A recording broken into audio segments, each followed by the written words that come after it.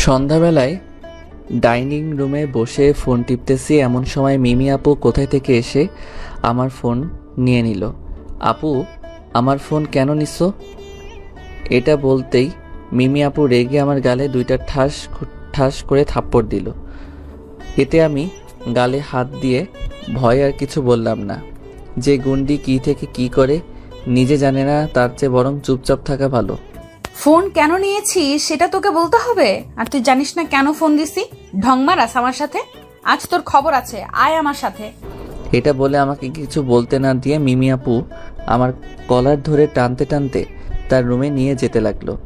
এদিকে আমি মনে মনে আল্লাহ আল্লাহ করছি, আল্লাহ আজকের মতোই গুন্ডির থেকে বাঁচিয়ে নাও। কি করেছি কি করছি কে জানে। আপু আমার কলার ধরে টানতেছে আর বিড়বিড় করে বলছে, তোকে এতবার করে বলি আমার কথা মতো চলতে, কিন্তু তুই আমার একটা কথাও শুনিস না। আজ তোর খবর আছে। এইদিকে আপুর এমন আচরণ দেখে মা ও মামি কিছু বলতে চেয়েও বলছে না। এবারই সবাই আপুকে ভয় পায়। রেহানা, আজ তোমার ছেলের খবর আছে। তা তো দেখতেই পাচ্ছি, এত করে বলি মেয়েটার কথা মতো চলতে, কিন্তু আমার কোনো কথাই শুনে না। এখন বুঝ, কত ধানে কত চাল। এইদিকে আপু আমাকে রুমে এনে দরজা বন্ধ করে সেই আমার চিরশত্রু মোটা লাঠিটা নিল। আমি তো এটা দেখে ভয়ে ঢোক গিলতে লাগলাম। আপু, আমি কি করছি? প্লিজ আমাকে কিছু করো না, ছেড়ে দাও। তুই কি করছিস তুই জানিস না? এটা বলে আপু আমার পায়ে লাঠি দিয়ে এক বাড়ি দিতে লাগলো। ও মাগো, বাঁচাও, আল্লাহ, মরে গেলাম রে। চুপ, একদম চিল্লাবি না, না হলে জিভ টেনে ছিঁড়ে ফেলবো। এখন বল মেয়েটাকে। আমি পায়ের যন্ত্রণায় ছটফট করছি। কি শক্তি এই মেয়ের! এক বাড়িতে আমার অবস্থা কাহিল। আমি কান্না মুখে বললাম, কোন মেয়ে আপু? এটা বলতেই আপু আমার কাছে এসে আমার চুল টেনে ধরে বলতে লাগলো, কোন মেয়ে মানে? অভিনয় মারাও আমার সাথে? ওই ফেসবুকের মেয়েটাকে তোর ছবিতে ওয়াও, বিউটিফুল, সো কিউট এগুলো কমেন্ট করে কে সেই মেয়ে? বল আমাকে। আমি চিনি না আপু। মিথ্যা বলবি না, বল মেয়েটাকে। এইবার আরেক পায়ে বাড়ি মারলো। এত জোরে মারছে আমি আর দাঁড়াতে পারছি না, তাই সাথে সাথে মাটিতে বসে গেলাম। আপু, বিশ্বাস করো, আমি চিনি না। মিমি আপু আমার মুখ চেপে ধরে বলতে লাগলো, তুই যদি তাকে না চিনিস তাহলে ওই মেয়ে তোর ছবিতে এইরকম কমেন্ট করে কেন? আমি কান্না করে বললাম, আপু আমাকে ছেড়ে দাও। আমি জানি না ওই মেয়ে কেন এমন কমেন্ট করে। তোকে ছেড়ে দিব তুই ভাবলি কি করে? তুই আমার কাছ থেকে অনুমতি নিছস ফেসবুকে ছবি আপলোড দেওয়ার জন্য? আমি ভয়ে ভয়ে না বললাম। তাহলে ছবি আপলোড দিলি কেন? আপু আমাকে এবারের মতো ক্ষমা করে দাও, আমি এমন আর করব না। আমি আপুর পায়ে ধরে, না, তোকে আমি সব সময় বলি আমার কথা মতো চলবি, কিন্তু তুই ঠিক আমার উল্টো। তোকে যদি এইবার ছেড়ে দেই তাহলে তুই আবার এমন কাজ করবি। এটা বলে আপু আমার মাথার চুল ধরে গালে থাপ্পড় মারতে লাগলো আর 5টা থাপ্পড় দিয়ে আমার চুল ছেড়ে দিল। আপুর থাপ্পড় খেয়ে আমার গাল তো ব্যথা করছে, তার সাথে ঠোঁট কেটে রক্ত পড়তে লাগলো, কিন্তু সেই দিকে আপুর কোনো খেয়াল নেই। আপু আবার আমার গাল চেপে ধরে বলল, আর যদি আমার কথার অবাধ্য হোস তাহলে এইটার চেয়ে বেশি কিছু হবে, বুঝলি? কান্না জড়িত মুখে বললাম, হুম হুম। এইদিকে আমার এমন চিৎকার শুনে আম্মু মামি আপুর রুমের দরজার সামনে এসে বলতে লাগলো, মামিমা, ছেলেটা ছোট, এইবারের মতন মাফ করে দে। এই বলে দরজা ধাক্কাতে লাগলো। উফ, তোমাদের জ্বালায় আর বাঁচি না। তোমাদের জন্য আজ ছেলেটা এমন হয়েছে, কারো কথা শুনে না। এটা বলে আপু আমাকে বলতে লাগলো, এই রুম থেকে এক পা যদি বাহিরে দিস তাহলে তোর খবর আছে। এটা বলে আপু রুম থেকে বের হয়ে বাহির থেকে দরজা বন্ধ করে দিল। তারপর আপু আম্মুকে আর মাম্মিকে বলল, খবরদার, ওর সাথে কেউ যাবে না, আমি বলে দিলাম। আজ ওর রাতের খাওয়া দাওয়া আর আমার রুম থেকে বের হওয়া বন্ধ। এত বড় সাহস আমার কথা অমান্য করে। এটা বলে আপু কোথায় চলে যেতে যাবে তখন, কিন্তু ছেলেটা তো অনেক কষ্ট হচ্ছে, তাই না? কোনো কিন্তু না, আমি যেটা বলছি সেটাই শেষ কথা। আমার জিনিসটা কেমনে ভালো রাখতে হয় সেটা আমি জানি। এখন তোমরা যাও এখান থেকে। কিন্তু আম্মু মামি যাচ্ছে না। আপু এটা দেখে জোরে চিৎকার দিয়ে বলল, কি বলছি শুনতে পাওনি? যাও বলছি এখান থেকে। আপুর এমন চিৎকার শুনে মামি আম্মু চলে গেল। তারপর আপুও কোথায় যেন চলে গেল। এইদিকে আমি মাটিতে শুয়ে কান্না করতেছি, শরীরটা অনেক ব্যথা করছে, আমি জায়গা থেকে উঠতে পারছি না। সামান্য একটা কারণের জন্য আমাকে এমনভাবে মারলো, এতে আমি অবাক হইনি, কারণ আমাকে এমন অত্যাচার সবসময় করে। আমি ব্যথা সহ্য করতে পারছি না, তারপরেও কোনো মতে আপুর বিছানায় গিয়ে গা এলিয়ে দিয়ে চোখ বন্ধ করে নিলাম। আপনারা কিছু বুঝতে পারছেন না তো? আসেন সব খুলে বলি। আমি আহম্মদী নেজাত, এইবার ইন্টার সেকেন্ড ইয়ারে পড়ি। আমার মা আছে, বাবা ছোটবেলায় মারা গিয়েছে। আমার মা একজন শিক্ষিকা, কিন্তু এখন ছেড়ে দিয়েছে। এতে আমাদের জীবনে কোনো প্রভাব ফেলেনি, কারণ আমার মামা মামি আমাদের পাশে সবসময় ছিল। আমরা মামার বাসায় থাকি। মামা এই শহরের একজন বড় বিজনেসম্যান, মামি গৃহিণী। আর যে আমাকে এত মারলো সে হচ্ছে আমার মামাতো বোন, আমার 2 বছরের সিনিয়র। সেই রাগ, মেয়েটা সবসময় রাগ নাকের ডগায় থাকেই। বাড়ির সবাই আপুকে ভয় পায়, সেখানে আমি তো একটা বাচ্চা। মিমি আপুর জন্য সেই ছোট থেকে আমি স্বাধীনভাবে চলাফেরা করতে পারতাম না, সবসময় কড়া নজরে শাসনের উপরে রাখতো। একটু এই দিক ওই দিক কিছু হলে কপাল পড়তো আমার। এই মেয়ের যেই দিন বিয়ে হবে সেই দিন শান্তি হবে আমার। আপনাদের পরিচয় দিতে দিতে আমি ঘুমিয়ে গেলাম। এইদিকে আপু বাহির থেকে আমার জন্য আমার খাবার নিয়ে আসলো, সাথে আমার জন্য কিছু মেডিসিন। আপু রুমে ঢুকতেই দেখতে পেল আমি ঘুমিয়ে আছি। আপু আমার ঘুমন্ত চেহারায় এক হতাশার ছাপ দেখতে পেল। ইস, তোমাকে ঘুমন্ত অবস্থায় এত কিউট লাগে, এতটা আগে খেয়াল করিনি। এটা তো আগে খেয়াল করিনি। মায়াবী মুখটি তোমার দেখে লাগে সুখ, কি জানি কি আছে ওই মুখে, দেখে জুড়ায় বুক। ইস, ছেলেটাকে বেশি মারলাম, একটু কম মারলে ভালো হতো। কি করব, আমার যেটা পছন্দ না সেটা করে। আমার রাগ উঠলে কি থেকে কি যে করি নিজেও জানি না।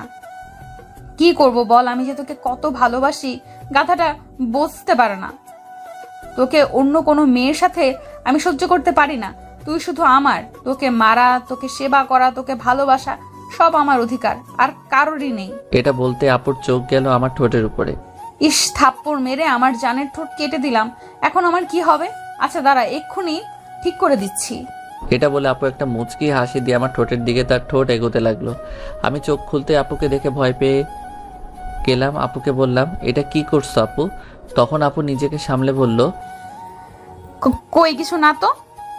আপু আমি আর তোমার কথার অবাধ্য হব না, প্লিজ আমাকে মেরো না প্লিজ। ধুর পাগল, তোকে আর মারবো না। এখন থেকে আমার কথা শুনলে তোকে শুধু আদর করব, বুঝতে পারছিস? এবার খাবারগুলো খেয়ে নে, তোর জন্য বিরিয়ানি নিয়ে আইছি দেখ, তারপর এই মেডিসিনগুলো খেয়ে নিবি, কেমন? শালি জুতা মারি এখন গুরুদান করতেছে, এতক্ষণ শান্তি মতো মেরে এখন আলগা পিরিত দেখাচ্ছে। আপু আমার খেতে ইচ্ছে করছে না, আমাকে আমার রুমে যেতে দাও। তখন আপু আমার কলার ধরে বলতে লাগলো, তোর খেতে ইচ্ছে করছে না সেটা তোর ব্যাপার, তোকে এগুলো খেতে হবে, না হলে এটার ফল তুই জানিস কি হবে। আপুর এমন কথা শুনে আমি আবার ভয়ে ভয়ে বলতে লাগলাম, দাও দাও, আমি খাচ্ছি তো, দাও। এটা বলে আপুর কাছ থেকে খাবারগুলো নিয়ে খেতে যাব, তখন আপু আমার হাত থেকে খাবারগুলো নিয়ে নিল। এটা কি হলো? তুমি বলছো খাবার খেতে, এখন তুমি হাত থেকে কেড়ে নিচ্ছ কেন? কারণ তোকে খেতে বলছি, নিজের হাতে খেতে বলিনি। তাহলে আমি কিভাবে খাবো? কেন, আমি আছি না, আমি খাইয়ে দিব। কিন্তু চুপ, কোনো কিন্তু না, এই নে হা কর, আমি খাইয়ে দিই। আমি আর কিছু বললাম না, যদি বলি তাহলে আমার উপর বিপদ যাবে। তার চেয়ে হা করে খাবার খেতে লাগলাম। এইভাবে 2-3 বার তুলে খাওয়ালো। মনে মনে দ্বারা আমাকে মারা তাই না দেখাচ্ছি ডাইনি, তোর আঙুলে যদি কামড় না দেই তাহলে আমার নাম আহম্মদ না। এইবার আমাকে খাইয়ে দিতে যখন খাবার আমার মুখে দিল, তখন ইচ্ছে করে দিলাম আমি আঙ্গুলের উপর কামড়। আহ, আমার আঙুল। আপু কি হয়েছে? এইদিকে তো আমি মনে মনে খুশিতে গদগদ হয়ে যাচ্ছি। ওই আঙুলে কামড় দিলি কেন? আপু আমি তো ইচ্ছে করে দেইনি, আর খাইয়ে দিতে গেলে এমন কামড় খেতে হয়। বুঝলাম, এখন বেশি কথা না বলে তাড়াতাড়ি খা, আমি খাবার তুলে খাওয়াচ্ছি। তারপর কিছুক্ষণের মধ্যে আমি খাওয়া শেষ করলাম। মেডিসিনগুলো খা। তারপর সেগুলো খেয়ে নিলাম। আপু তাহলে এখন রুমে যাই। যা, আর আজকের কথাটা যেন মনে থাকে। ওকে আপু। এই বলে আস্তে আস্তে খুঁড়িয়ে খুঁড়িয়ে নিজের রুমে এসে বিছানায় গা এলিয়ে দিলাম, সাথে সাথে ঘুমিয়ে গেলাম। সকালবেলায় ঘুম থেকে উঠে ফ্রেশ হতে ওয়াশরুমে গেলাম। তারপর সেখানে নিজের চেহারা আয়নাতে নিজেকে দেখে অবাক হয়ে গেলাম। আমি আমাকে চিনতে পারছি না, এটা কি করে সম্ভব? আমাকে তো আপু থাপ্পড় দিচ্ছে, তাহলে এগুলো কেমনে আসলো? না, কিছু ভাবতে পারছি না। আমার রুমে কি ভূতটুত আসে নাকি কে জানে। তাড়াতাড়ি ফ্রেশ হয়ে আপুর রুমের দিকে যেতে লাগলাম। আরে কিছু বুঝতে পারছেন না তো? আপুর রুমে যেতে যেতে বলি, আসলে আমার পুরো মুখ লিপস্টিকের চিহ্ন। এগুলো একমাত্র ওই রাক্ষসীটা করতে পারে। তাই মিমি আপুর রুমে যেতে লাগলাম। আপুর রুমের দরজার সামনে এসে বলতে লাগলাম, আপু আসতে পারি? আয়, তুই আসতে আবার অনুমতি লাগে? তা এত সকাল সকাল আমার রুমে? তুমি এসব কেন করছো? আমি আবার কি করলাম আজব? তুমি আমার মুখে এতগুলো কিস কেন দিচ্ছ? একটা থাপ্পড় দিয়ে কান লাল করে ফেলবো। কি সব বাজে বাজে কথা বলছিস? আমি কেন তোকে কিস দিব? তোর মতো পুলারে কিস দিতে আমার বয়েই গেছে। আপু নাটক কম করিয়েন। আপনি যেটা চাচ্ছেন সেটা আর সম্ভব না। আপনি আমাকে মারেন, কাটেন, শাসন করেন, তাতে আমি কিছু বলি না, কারণ আপনি আমার বড় বোনের মতো। আমি আপনাকে এখন বড় বোনের মতো সম্মান করি। আর এর চেয়ে বেশি কিছু না। এর চেয়ে বেশি কিছু হতে গেলে এটার ফল ভালো হবে না। এটা বলে যখনই রুম থেকে বের হব তখন আপু পিছন থেকে আমার কলার ধরে টান দিয়ে তার কাছে নিয়ে এসে, ওই কি ভালো হবে না? আমার যাই ইচ্ছা তাই করব, তোর তাতে সমস্যা হলে আমার কিছু করার নাই। যদি আর আমাকে বোন ভাবছিস তো তাহলে তোর খবর আছে। আর তুই মনে হয় ভুলে গেছিস তুই কোথায় দাঁড়িয়ে আছিস। কি মেয়ে রে বাবা, আইসি বুঝতে আর উনি আমাকে ধমক দিচ্ছে। আমি আপুর কাছ থেকে আমার কলার ছাড়িয়ে বললাম, আমি ভুলি নাই আমি কোথায় দাঁড়িয়ে আছি, তাই তো এত অত্যাচার সহ্য করে আছি। আজ যদি আম্মুরে ওয়াদা না করতাম তাহলে কত আগে চলে যেতাম। ওই তুই কোথায় যাবি? তুই যেখানে যাবি সেখান থেকে আমি তোকে তুলে নিয়ে আসবো, মাইন্ড ইট।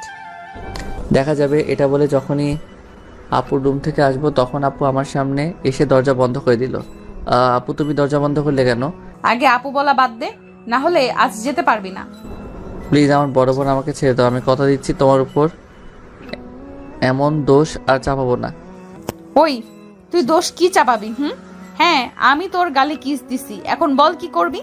এই কথা এটা বলে এক পা আমার দিকে এগোচ্ছে। আপু তোমাকে আমি কি করব? তুমি আমার লক্ষ্মী আপু না? প্লিজ এইভাবে আমার দিকে এসো না প্লিজ। না হলে মিমি আপু আমার কাছে এসে আমার কলার ধরে, না হলে কি করবি? না হলে আমি চিৎকার কান্না করে দিব। প্লিজ এই বাচ্চা ছেলেকে ছেড়ে দাও। তোকে তো আমি ছাড়বো না, তুই যাই করে ফেল। তোকে আজ থেকে লুকিয়ে কিস দিব না, আজ থেকে ওপেনে কিস দিব। আপু আমি কিন্তু তোমার মিমি আপু আর আমাকে বলতে দিল না। তার আগে তার ঠোঁট দিয়ে আমার ঠোঁট চেপে ধরলো। আপুর ঠোঁটের ছোঁয়া পেয়ে আমি তো পাথর হয়ে গেলাম। এই প্রথম কোনো মেয়ের ঠোঁটের ছোঁয়া পেলাম। এইদিকে আমার পাথরের মতো শক্ত হওয়ার সুযোগে বজ্জাত লুচনি আমার ঠোঁটে মনের সুখে অত্যাচার করতে লাগলো। প্রায় 5 মিনিট পর আমাকে ছেড়ে দিতে আমি আর আপু হাঁপাতে লাগলাম। এই তোর ঠোঁটগুলো এত মিষ্টি কেন? মনটা চায় আবার দিতে। এটা বলতে আমি আমার ঠোঁট হাত দিয়ে চেপে ধরলাম। এটা কিন্তু ঠিক না। নিজের ছোট ভাইয়ের সাথে এমন করতে তোমার লজ্জা করে না? কিসের লজ্জা? বেশি কথা বললে এক্ষুনি বাসর করে ফেলমু। তোমার সামনে আসবো না। তুমি একটা বজ্জাত লুচ্চা। কে জানে কখন আমার ইজ্জত নিয়ে নাও। এটা বলে দিলাম দৌড়ে তাড়াতাড়ি দরজা খুলে আমার রুমে চলে আসলাম। এইদিকে আপু দাঁড়িয়ে দাঁড়িয়ে বলতে লাগলো, এই মনে আগুন জ্বালিয়ে এখন দূরে সরে যাচ্ছিস, তা কেমনে হইব চান্দু? তুই মনে হয় এই মিমিকে চিনস না। এই মিমি যেটা চায় সেটা নিয়েই ছাড়ে। এইদিকে আমি রুমে দরজা বন্ধ করে শালি রাক্ষসী আরেকটু হলে তো আমার মতো পিচ্চি বলার ইজ্জত নিয়ে নিত। ভাই আহমদ তাড়াতাড়ি করে কলেজে যা, না হলে এই ডাইনি আবার ধরবে। তাই কলেজে যাওয়ার জন্য রেডি, নিচে যেতে। এই আহমদ, নাস্তা করে যা বাবা। না আমি নাস্তা করব না, খিদে নেই। আহমদ, আমাকে যেন আর বলতে না হয়। আই, নাস্তা করতে বস। বললাম না আমার খিদে নেই, আমি কলেজে গেলাম। তাহলে মিমিকে ডাক দিচ্ছি। আমি খাবো না মানে খাবো না, এটা বলে বাসা থেকে বের হয়ে গেলাম। এইদিকে মিমি আপু চিৎকার করতে লাগলো, ফুফু, ও ফুফি, আহমদ কোথায়? আম্মু আপুর কাছে এসে বলল, আহমদ তো কলেজে চলে গেছে। কি? ওর এত বড় সাহস আমার সাথে কলেজে না গিয়ে একা একা চলে গেছে? মা, রাগ করিস না, ছেলেটা হয়তো একটু মন খারাপ। একটু বুঝিয়ে বলিস, আর পারলে একটু নাস্তাও করাস। ছেলেটা না খেয়ে চলে গেল। কি? সে খালি পেটে কলেজে গেল আর তোমরা তাকে আটকালে না? তোমাদের দ্বারা কিচ্ছু হবে না। এটা বলে মিমি আপু রাগ করে তার রুমে চলে গেল। একটু পর ভার্সিটি যাওয়ার জন্য রেডি হয়ে নিচে নামতেই মা নাস্তা করে যা। তোমাদের নাস্তা তোমরা করো গো, আমি গেলাম। এটা বলে মিমি আপু চলে গেল। এইদিকে ভাবি এ বাড়িতে তো আমাদের কোনো মূল্য নাই। আপু একদম ঠিক। কোথা থেকে যে মেয়েটার এত রাগ আসছে আমি এখনো বুঝতেছি না। ভাবি আমার তো মাথায় ঢুকে না। এইভাবে তারা আড্ডা দিতে লাগলো।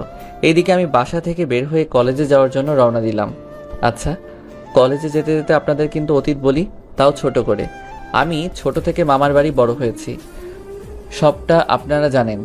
যেই দিন থেকে বুঝতে শিখেছি সেই দিন থেকে মিমি আপুকে আমার ভালো লাগতো। এই ভালো লাগা থেকে কখন যে ভালোবেসে ফেলেছি তা আমি নিজেও জানি না। আর এইদিকে আপু আমাকে তার চাকর ভাবতো, আমাকে দিয়ে এটা সেটা করাতো এবং আরও কিছু ভুল হলেও মারতো। এতে আমার ভাই লাগতো, কারণ ভালোবাসা মানুষের সাথে সবসময় থাকতে কার না ভালো লাগতো। মিমি আপু তখন থেকে আমাকে কোনো মেয়ের সাথে মিশতে দিত না। আমি যদি কোনো মেয়ের সাথে কথা বলতাম তাহলে আমাকে অনেক মারতো। এমনকি তার উপর কথা বলার সাহস আমার ছিল না এবং নেই। মিমি আপুর এমন ব্যবহারে আমি মনে করতাম মিমি আপু আমাকে ভালোবাসতো। এমনকি বন্ধুরাও বলতো, কারণ সবসময় আমি মিমি আপুর সাথে থাকতে হতো। তখন আমি ছিলাম 10ম শ্রেণীতে আর আপু ছিল দ্বাদশ শ্রেণীতে। একদিন আপু একটা ছেলের সাথে হেসে হেসে কথা বলছিল। এতে আমার রাগ প্লাস অনেক কষ্ট হচ্ছিল, কারণ যদি আপুকে আমি হারিয়ে ফেলি। তাই আমি আপুকে হারিয়ে ফেলার ভয়ে সেদিন রাতে আপুর রুমে গিয়ে আপুকে বললাম, আপু তোমাকে একটা কথা বলতাম, যদি তুমি রাগ না করো। কি কথা বল, রাগ করার মতো হলে করব। আচ্ছা রাগ করিয়েন, আসলে আমি ঘুরিয়ে কথা বলতে পারি না। আপু আই লাভ ইউ, আমি তোমাকে ভালোবাসি। যেদিন থেকে ভালোবাসা কি বুঝতে জানতে শিখেছি সেই দিন থেকেই আমার ভালোবাসা তুমি বলে আমি বুঝতে পেরেছি। আপু আমাকে ফিরিয়ে দিও না, আমি তোমাকে অনেক ভালোবাসি। আমি কথাগুলো চোখ বন্ধ করে এক নিঃশ্বাসে বলে দিলাম। আপু আমার এমন কথা শুনে হাসতে লাগলো। হা হা হা। আপু হাসতেছো কেন? দাঁড়া, আমি একবার হেসে নেই। তুই কি করে ভাবলি আমি তোকে ভালোবাসবো? কেন, ভালোবাসলে কি হয়? দেখ, তুই আমার ফুফাতো ভাই, আমি তোকে ছোট ভাইয়ের মতো ভালোবাসি। তার থেকে বড় কথা, তোরা আমাদের বাসায় আশ্রিতা, আমাকে বিয়ে করে রাখার মতো তোর কাছে কিচ্ছু নেই। তার থেকে বড় কথা, আম্মু আব্বু তোদের অনেক ভালোবাসে। যদি আমি এমন কিছু শুনে তাহলে সম্পর্কটা খারাপ হয়ে যাবে। তো আজে বাজে কথা মাথা থেকে ছেড়ে ফেল, বুঝতে পারছিস? আচ্ছা সরি আপু, আমার ভুল হয়েছে। ওই শোন, এর মানে এই না যে আমার কথা অবাধ্য হবি। আমার কথা যদি না শুনিস তাহলে তোর খবর আছে। আচ্ছা শুনবো। এটা বলে মন খারাপ করে চলে আসলাম। রাতে অনেক কান্না করলাম আর ভাবতে লাগলাম, ঠিকই তো, আমরা তো তাদের শুধুমাত্র আশ্রিতা। আমার পক্ষে এইসব আজে বাজে ভাবা ঠিক হয়নি। আমার তো কোনো যোগ্যতাই নেই আপুকে ভালোবাসার। সেই দিন রাতে অনেক কান্না করছি, নিজেকে অনেক বুঝিয়েছি এবং পরে বুঝতে পারলাম আপুর কথাই ঠিক। আমি না হয় আপু তাড়াতাড়ি ভুলতে না পারলেও আস্তে আস্তে ভুলবো। পরের দিন সকালে আম্মুকে বললাম, আম্মু চলো না আমরা আমাদের বাড়িতে থাকি, এখানে আমার ভালো লাগে না। একটা থাপ্পড় দিব যদি এখান থেকে যেতে বলিস। আমি আমার ভাই ভাবিকে অনেক ভালোবাসি আর ওরাও আমাকে ভালোবাসে, তাই আমি তাদের ছেড়ে যাব না। কিন্তু তোমার ভাইয়ের মেয়ে যে আমাকে সারাক্ষণ শাসন করে, আমাকে আমার মতো চলতে দেয় না যে। দেখ মিমি, তোকে আপন ভাই মনে করে শাসন করে হয়তো, তাই এতে কিছু মনে করিস না। যদি তোর বড় বোন থাকতো হয়তো মিমির মতো এমন শাসন করতো, বুঝলি? এখন আমাকে ওয়াদা দে, এমন কথা আর বলবি না আমাকে। দিলাম, এই বাড়ি ছেড়ে যাওয়ার কথা বলবো না। আর মিমির কথা সবসময় শুনবি। চেষ্টা করবো। এই তো আমার লক্ষ্মী ছেলে। সেই তখন থেকে আপুকে ভালোবাসার কথা মাথা থেকে ঝেড়ে ফেললাম। এখন শুধু আপুকে বড় বোনের মতো দেখি, বড় বোনের মতো ভালোবাসি, তাই এত অত্যাচার সহ্য করি। আপনাদের সাথে কথা বলতে বলতে চলে আসলাম কলেজে। তারপর বন্ধুদের কাছে গিয়ে, কিরে মুটকির জামাই কি খবর, মন খারাপ কেন? ওই ওকে একদম মুটকি বলবি না বলে দিলাম। তো মুটকিকে মুটকি বলবো না তো কি চিকনা বলবো? তাই কবি। তা তোর মুটকি টুক্কো মাহি আসেনি? না রে, আসেনি। কতবার বললাম ভালোবাসি তো বলে দে, কিন্তু তুই বলিস না। দেখবি তুমি ওকে নিয়ে স্বপ্ন দেখতে থাকবে আর মাহিকে অন্য কেউ নিয়ে যাবে, আর তোর 11 জন ক্রিকেট টিম বানানোর স্বপ্ন সে পূরণ করবে। কি করবো? এদের কাছে গেলে আমার হাঁটু কাঁপে। যে রাগ, সেদিন একজনে প্রপোজ করেছিল, তাকে কি না মাইট দিয়েছে বলার মতো না। তাইলে এইভাবে তার দিকে দূর থেকে তাকিয়ে থাকিস, আর কিছু করা লাগবে না। আচ্ছা বাটপার সিটিংবাজ, ওই হালা কই রে? ওই বাটপাত চিটিংবাজ হালা তোর পেছনে। আরে দোস্ত, এমনি মজা করছি, এতে রাগের কি আছে বল? শালা আমি তোর সাথে কি চিটিংবাজি করছি? কেন আমার 500 টাকা নিছস যে ওইগুলো দিছস? আজ কতদিন হলো? ভাই আপনি কেন? এই শাহিন, এই ছেলেটাকে কলেজে নতুন নাকি? শাহিন ওই হালারে ধর, এটা কি বলে আমাদের চিনি না। ভাই আপনারা কারা? আপনাদের তো চিনি, আমি মনে হয় ভুল জায়গায় চলে এসেছি। এটা বলে রাফিকে 2 জন ধরে আচ্ছা মতো কেলানি দিলাম। ও মাগো, শালারা একটা টাকাও পাবি না, সব মেরে উসুল করে নিছত। ওই মামা দেখ দেখ ডাবগুলো কত বড়। রাফির মাথায় থাপ্পড় দিয়ে হালা লুচ্চা। সব সময় তো মেয়েদের পিছনে ঘুরস, আর শেষে সিহ, রাফি তোর মুখে এমন কথা শুনবো ভাবতে পারিনি। রাফি তোর মুখে এমন কথা শুনবো এটা ভাবতেও পারিনি। তুই এত বেয়াদব হবি আগে জানতাম না। এইবার রাফি মাথা গরম করে আমাদের 2 জনের মাথায় 2টা থাপ্পড় দিয়ে বলতে লাগলো, হালার ঘরে হালারা নিজেরা উল্টাপাল্টা ভাবিস আর আমাকে লুচ্চু বলিস? তো কি বলবো? তুই একটু আগে কি বলছিস? রাফি আবার আমায় মাথায় থাপ্পড় দিয়ে বলল, সবসময় তুই হালা নেগেটিভ কথা ভাবিস। আরে হালা, আমি ওই যে নারকেল গাছের ডাবগুলোর কথা বলছি।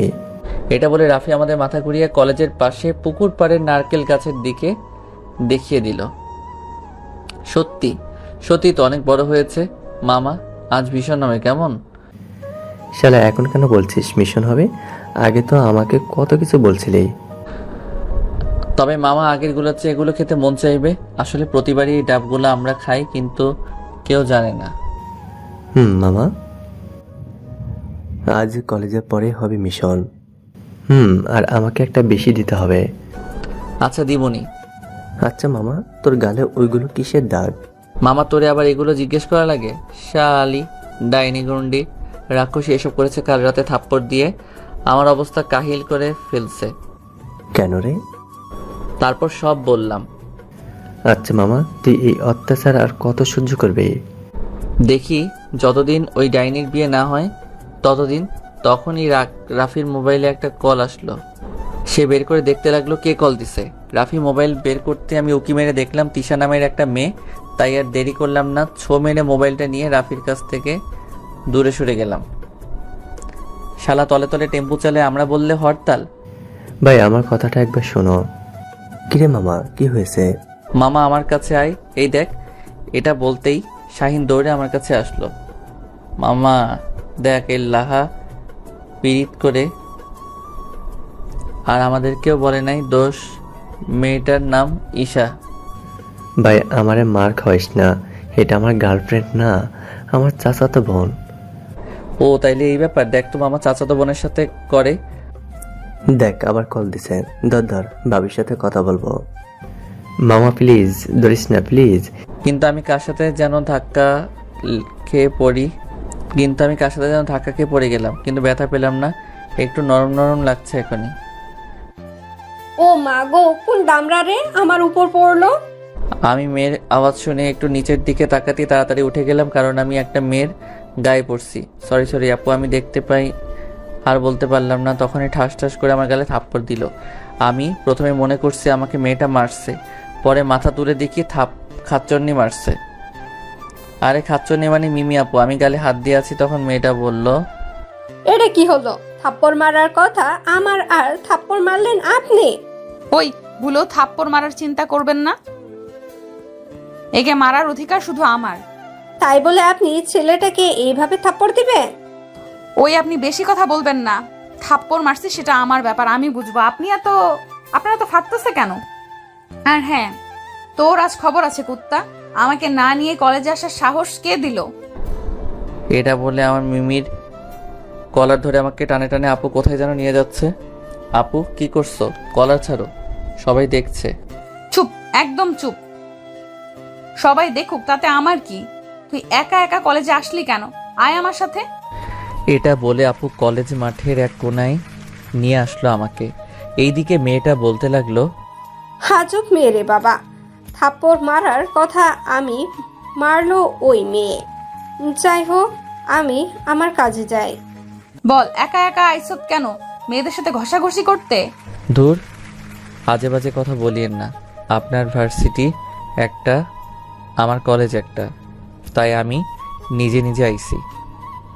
মিমি আপু ঠাস করে আবার আমার গালে থাপ্পড় দিল, আর আমি গালে হাত দিয়ে, এই আমনের হাত সামলাই রাখেন, খালি আমার গালে এসে পড়ে। বেশি কথা বলবি তো আরো 2-3টা দিমু। ওই, তোকে একদিন কইছি না আমার সাথে কলেজে আসবি? তাইলে একা একা আইলি কেন? তাও আবার না খেয়ে আইসত? আমার ক্ষুধা নেই, তাই না খেয়ে আইছি। তা ক্ষুধা কোথায় গেছে? আমি কি জানি? এখন আমাকে ছাড়েন, আমি ক্লাসে যাব। মিমি আপু আমার কলার ধরে। ওই কুত্তা, তোকে আমি কলেজে যেতে কইছি? আয় আমার সাথে, নাস্তা করবি, তারপর ক্লাসে যাবি। আপনি খালি এত রেগে যান কেন? মামি কি জন্মের সময় মধু দেয়নি? না, দেইনি। এখন চল আমার সাথে ক্যান্টিনে, নাস্তা করবি। আমি একবার আপু আমাকে আর বলতে না দিয়ে। তোর খাওয়ার ইচ্ছে আছে কি নাই সেটা আমি প্রয়োজন মনে করি না জানার। এখন তুই আমার সাথে নাস্তা করবি মানে করবি। এটা বলে আমার কলার ধরে টানতে টানতে ক্যান্টিনে নিয়ে আসলো। ওই মামা, একটা কফি, 2টা প্লেট নুডলস নিয়ে আসো। কফিটা একটু পরে আনলেই হবে। কি রে, মুখটা এরকম করে রাখছত কেন? ভালো লাগছে না আমার এখানে থাকতে, আমি ক্লাসে যাব। কি থাপ্পড় দিছি না বলে কি থাপ্পড় দিতে পারবো না? চুপচাপ বসে থাক। আপনি খালি থাপ্পড়ের ভয় দেখেন কেন? আমার মতো পিচ্চি বুলারে মারতে আপনার হাত কাঁপে না? ওলে আমার পিচ্চিটা রে। না, আমার হাত কাঁপে না। কথা না শুনলে আরো মারমু, বুঝছস পিচ্চি? এই তো খাবার এসে পড়েছে, নে, কোনো কথা না বলে খা এবার। আমি আর কোনো কথা না বলে খেতে লাগলাম। খাওয়া শেষ করলাম, আর আমি দেখতেছি আপু খাবার শেষ করে কফি খাচ্ছে। আপু, এবার যাই। আর একটু বস। আমি বসে থাকলাম। এই নে, এটা খেয়ে নে। কফির গ্লাসটা আমার দিকে বাড়িয়ে বলল, কি আমি তোমার এটো খাবো? সি, ওয়াক খবিস, আমি পারবো না, তুমি খাও, আমি গেলাম। এটা বলে আমি চেয়ার থেকে উঠে চলে যেতে লাগলাম। এ কি, আমি তো সামনের দিকে যেতে পারছি না। তারপর বুঝতে পারলাম খাচ্চন্নি পিছন থেকে আমার শার্ট ধরে আছে। কি শক্তি রে বাবা, বডি দেখলে মনে হবে ফু দিলে উড়ে যাবে। কোথায় যাও চান্দু? যেটা বলছি সেটা করো, তা না হলে সকালের কথা মনে আছে তো? একেবারে এখানে দিয়ে দিমু সবার সামনে। আপু, তুমি আমার সাথে কেন এমন করছো? আমি পিচ্ছি একটা পোলা, আমারে ছেড়ে দাও প্লিজ। আইসে পিচ্চি এখন বিয়ে করলে 4-5টা ছেলের বাপ হয়ে যাবে। এখন বেশি কথা না বলে কফিটা খা। পারবো না। দেখ, মাথা গরম করবি না। আমি রোমান্টিক মুডে আছি, যদি মাথা গরম করিস তাইলে তোর 12টা বাজাবো বলে দিলাম। আমার সাথে না পারলে খালি রাগ দেখায়। আল্লাহ তোমার কপালে রাগি জামাই পড়ুক। দাও কফিটা। তারপর আপু আমাকে কফি দিল, আর আমি ইচ্ছে না থাকার শর্তেও খেলাম। কিন্তু এই কফিটাতে কেমন যেন অন্যরকম স্বাদ পেলাম। কেমন লেগেছে বাবু? একদম বাজে। আর বাজে হবে না কেন? খাচ্চন্ডির মুখের কফি যে, ওয়াক থু। এটা বলে দিলাম তোর। কি বললি কুত্তা? দাঁড়া একটু। আমি খাচ্চন্নি, তাই না? এখন থেকে এই খাচ্চন্নির মুখের সব খাবার তুই খাবি বলে দিলাম। আয় শুধু একবার বাড়িতে, দেখামু। শালা দিন দিন বেশি পাকনা হয়ে যাচ্ছে। এটা বলতে বলতে আপু তার ভার্সিটিতে যেতে লাগলো, কারণ ভার্সিটি একদম আমার কলেজের পাশে। এইদিকে আমি যেই দৌড় দিলাম, পিছন ফিরে তাকালাম না। এক দৌড়ে ক্লাসে এসে রাফির পাশে বসলাম। কিরে হালা, বাঁচিয়ে সত্যি? তার মানে তুই আমার মরে যাওয়া দোয়া করছিস? তো করবো না, অনেক দিন হলো বিরিয়ানি খাওয়া হলো না, তাই আর কি। শালা খাড়া, আমি মুটকিরে কমু, তুই একটা 12 ভাতারি। প্লিজ এমন বলিস না, তাহলে পিরিত শুরু হওয়ার আগে শেষ। আরে তোদের আজের কথা বাদ দে। আজকে বলে আমাদের কলেজের নতুন ম্যাম আসবে, তাও আবার তোর রিফাত আঙ্কেল, মানে প্রিন্সিপাল স্যারের মেয়ে। কি বলিস মামা? আঙ্কেলের মেয়ে আছে এটা জানতাম, তবে শিক্ষিকা হবে জানতাম না। আর সেই দিন স্যারের বাড়ি গিয়েছিলাম মামার একটা কাজে, তখন তো কাউকে দেখলাম না, আর আঙ্কেলও পরিচয় করিয়ে দিল না। তুই স্যারের কোনো ভিআইপি মানুষ যে তোকে তার মেয়ের সাথে পরিচয় করিয়ে দিবে? মামা তুই ঠিক বলছ, কিন্তু মামা মজার ব্যাপার হলো ম্যামের এখনো বিয়ে হয়নি। শালা এটা তো আমরা জানি, কিন্তু সিঙ্গেল কিনা সেটা বল। খোঁজ নিলাম ম্যাম সিঙ্গেল। তাহলে লাইন মারতে পারবি শালা? আরে লাইনের কথা বলছিস শালা, এটা সম্ভব না রে। জানি। তুই যে হারে লুচ্চা দেখা যাবে, এটা বলতেই প্রিন্সিপাল স্যারের সাথে একটা মেয়ে ঢুকলো। আমি তো অবাক প্লাস ভয় আছি, কারণ এই মেয়েটার সাথে একটু আগে ধাক্কা খেলাম। আল্লাহ আমারে বাঁচাও। মামা আজ তুমি শেষ, দেখছো নি ম্যামটাকে? মামা তুই একটু আমারে কাবার দে। এটা বলে সাইনের পিছনে হালকা করে মুখ লুকালাম। এদিকে প্রিন্সিপাল স্যার। শোনো ডিয়ার স্টুডেন্ট, আমরা জানি তোমাদের বাংলা স্যার কিছু সমস্যার জন্য ট্রান্সফার হয়ে গেছে তার জেলায়। তাই ইতিমধ্যে তোমাদের কলেজে কোনো ম্যাম বা স্যার না থাকাতে আমার মেয়ে আজ থেকে তোমাদের বাংলা ম্যাম। উনি হচ্ছে মিস মিথিলা চৌধুরী। সবাই বলে উঠল জি স্যার। ওই রাফি আহমেদ কোথায়? এই তো স্যার আমার পিছনে। শালা কুত্তা বিলাই গাধার বাচ্চা মির্জাফর, তুই আমার সাথে বিশ্বাসঘাতকতা করলি, তোকে তো আমি ছাড়বো না। কি ব্যাপার আহমেদ, এইভাবে লুকিয়ে আছো কেন? আস্তে করে শাহিনের পিছন থেকে বের হয়ে আঙ্কেল থুকু স্যার এমনি। এটা ক্লাস বুঝলে, তোমার থেকে এটা আশা করিনি, আর এমন যাতে না হয়। আর মিথিলা, তোমার কোনো সমস্যা হলে আহমেদের থেকে জেনে নিও কেমন? ওকে বাবা। এটা বলে আমার দিকে গরম চোখে তাকালো।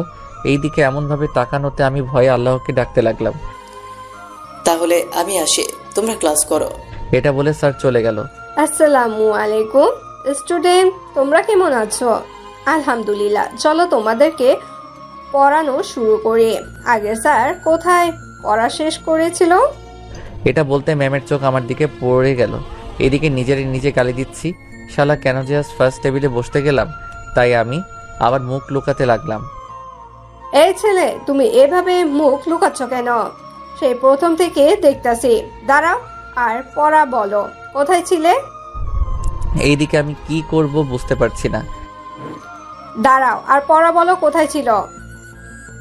কি হলো, দাঁড়াতে বলছি। ম্যামের ধমক খেয়ে তাড়াতাড়ি দাঁড়িয়ে ম্যামের দিকে তাকাতেই, ও আচ্ছা, এই জন্য মুখ লুকাচ্ছ তাই না? আসলে ম্যাম বুঝতে পারিনি, প্লিজ ক্ষমা করে দেন। শাট আপ, ওইটা বাহিরের বিষয়, বাহিরে থাক। এখন পড়া বলো। তারপর পড়া বললাম। গুড, এখন বসো।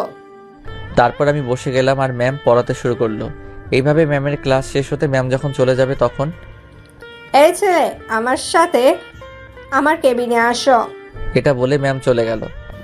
মামা কি ব্যাপার, সুজা কেবিনে? মামা ডাল মে জরুর কুছ কালা হে। শালা সব কালা, মনে হয় আর রক্ষা হলো না। আগে গিয়ে দেখ কি বলে। তোরা সহ আয়। এটা বলে দুইজনের হাত ধরে টেনে নিয়ে আসলাম ম্যামের কেবিনের সামনে। ম্যাম আসতে পারি? আসো।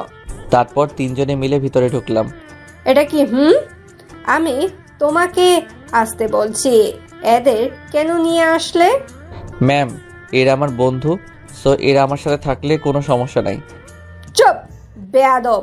এই তোমরা যাও এখান থেকে। এটা বলতে তারা দুইজন চলে যেতে লাগলো। এই তোরা আমাকে রেখে কোথায় যাচ্ছিস? দাঁড়া, আমি আসতেছি। এই তোমাকে যেতে বলছি। আমি আবার ম্যামের দিকে ফিরে বললাম না। তাহলে যাচ্ছ কেন? মানে আসলে সরি ম্যাম, আসলে আমি আপনাকে দেখতে পাইনি। ওকে, সমস্যা নেই। মেয়েটাকে গার্লফ্রেন্ড বুঝি? আরে না ম্যাম, এইসব কি বলছেন? সে আমার মামাতো বোন, পুরো খাচ্চন্নি, সারাদিন প্যারা দেয়। কে? কেন প্যারা দেয় কেন? আরে বড় আপু তো, তাই আমাকে দেখে শুনে রাখে আর কি। হো। ম্যাম আমি যাই। যাও, তবে তোমার নাম্বারটা দাও। ছাত্র তো খোঁজ খবর রাখতে হবে। কিন্তু ম্যাম আমার কাছে তো মোবাইল নেই। কি আমার সাথে ফাজলামো করো? এত বড় ছেলে হয়ে এখন ফোন ব্যবহার করো না? তা না ম্যাম, আসলে আপু নিয়ে নিছে, পড়ালেখার সমস্যা হবে তো তাই। সামনে আবার পরীক্ষা। হো, ভালো করে পড়ো। আর এখন সোজা বাড়ি যাবা কেমন? ওকে ম্যাম, আল্লাহ হাফেজ। এটা বলে ম্যামের রুম থেকে বের হয়ে রাফিদের কাছে যেতেই, কি মামা প্রথম দিন একা একা ম্যামের সাথে কি মিটিং করছো? আরে তেমন কিছু না, এমনি পড়ালেখার ব্যাপারে জিজ্ঞাসা করছিল। বুঝি কি জিজ্ঞাসা করছিলি? শালা আজে বাজে কথা বলবি না, তাহলে একদম কট খাওয়া দিমু। আরে দোস্ত, আমি তো মজা করছিলাম। আয় ওইখানে গিয়ে বসে কিছুক্ষণ আড্ডা দিই। মামা পরে না হয় মিশন। ঠিক পরে না হয়। এটা বলে তিনজন মিলে একটা জায়গায় বসে আড্ডা দিতে লাগলাম। এইদিকে ম্যাম মনে মনে বলতে লাগলো, তোমাকে পাওয়ার জন্য অনেক ভালো কলেজের সুযোগ পাওয়ার পরেও আব্বুকে বুঝিয়ে অনেক কষ্টে এই কলেজের ম্যাম হলাম শুধু তোমাকে পাওয়ার জন্য। এইদিকে আমরা আড্ডা দিতে লাগলাম। তখনই পিছন থেকে কেউ কলার ধরে আমাকে টানতে টানতে সামনের দিকে নিয়ে যেতে লাগলো। কোন হালারে আমার কলার ধরে? এটা বলে তার হাত থেকে কলার ছড়িয়ে তার দিকে ঘুরে যাকে দেখতে পেলাম তাকে দেখে আমার ভয় হাঁটু কাঁপছে। আরে এটার কেউ না, এটা মিমি আপু। কিন্তু ভয় পাচ্ছি এই জন্য তার চোখ রেগে পুরো লাল হয়ে আছে, যেন আমাকে চিবিয়ে খাবে। তোর বউ।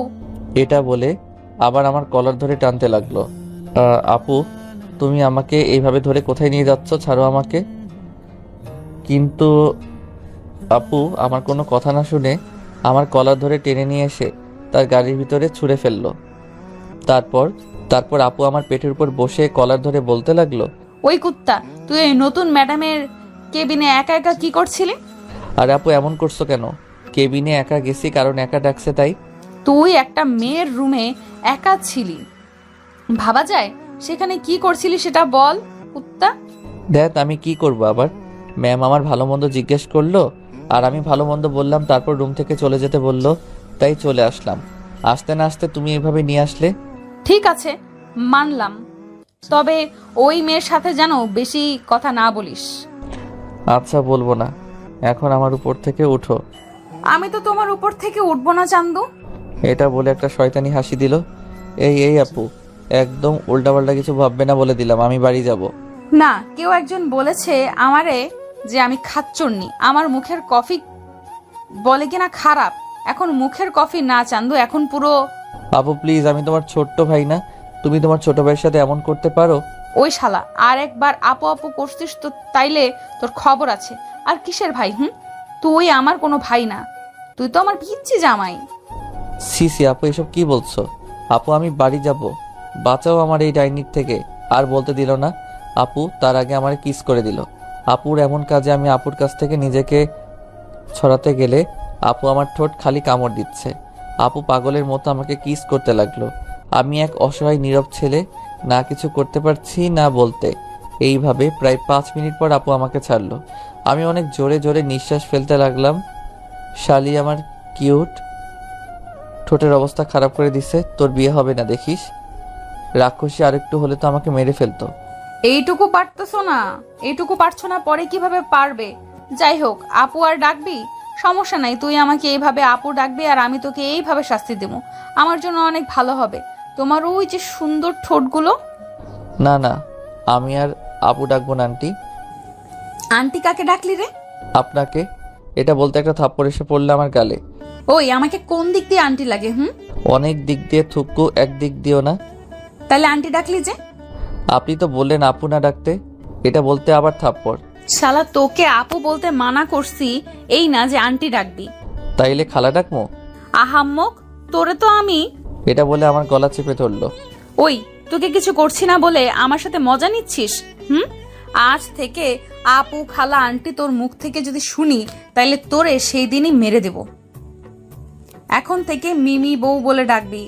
আপুর কাছ থেকে ছোটার জন্য ছটফট করতে লাগলাম। কি বলে ডাকবি? ও সরি, আমি তো তোর গলা চেপে ধরছিলাম, তুই কিভাবে বলবি? আমি কাশি দিতে লাগলাম।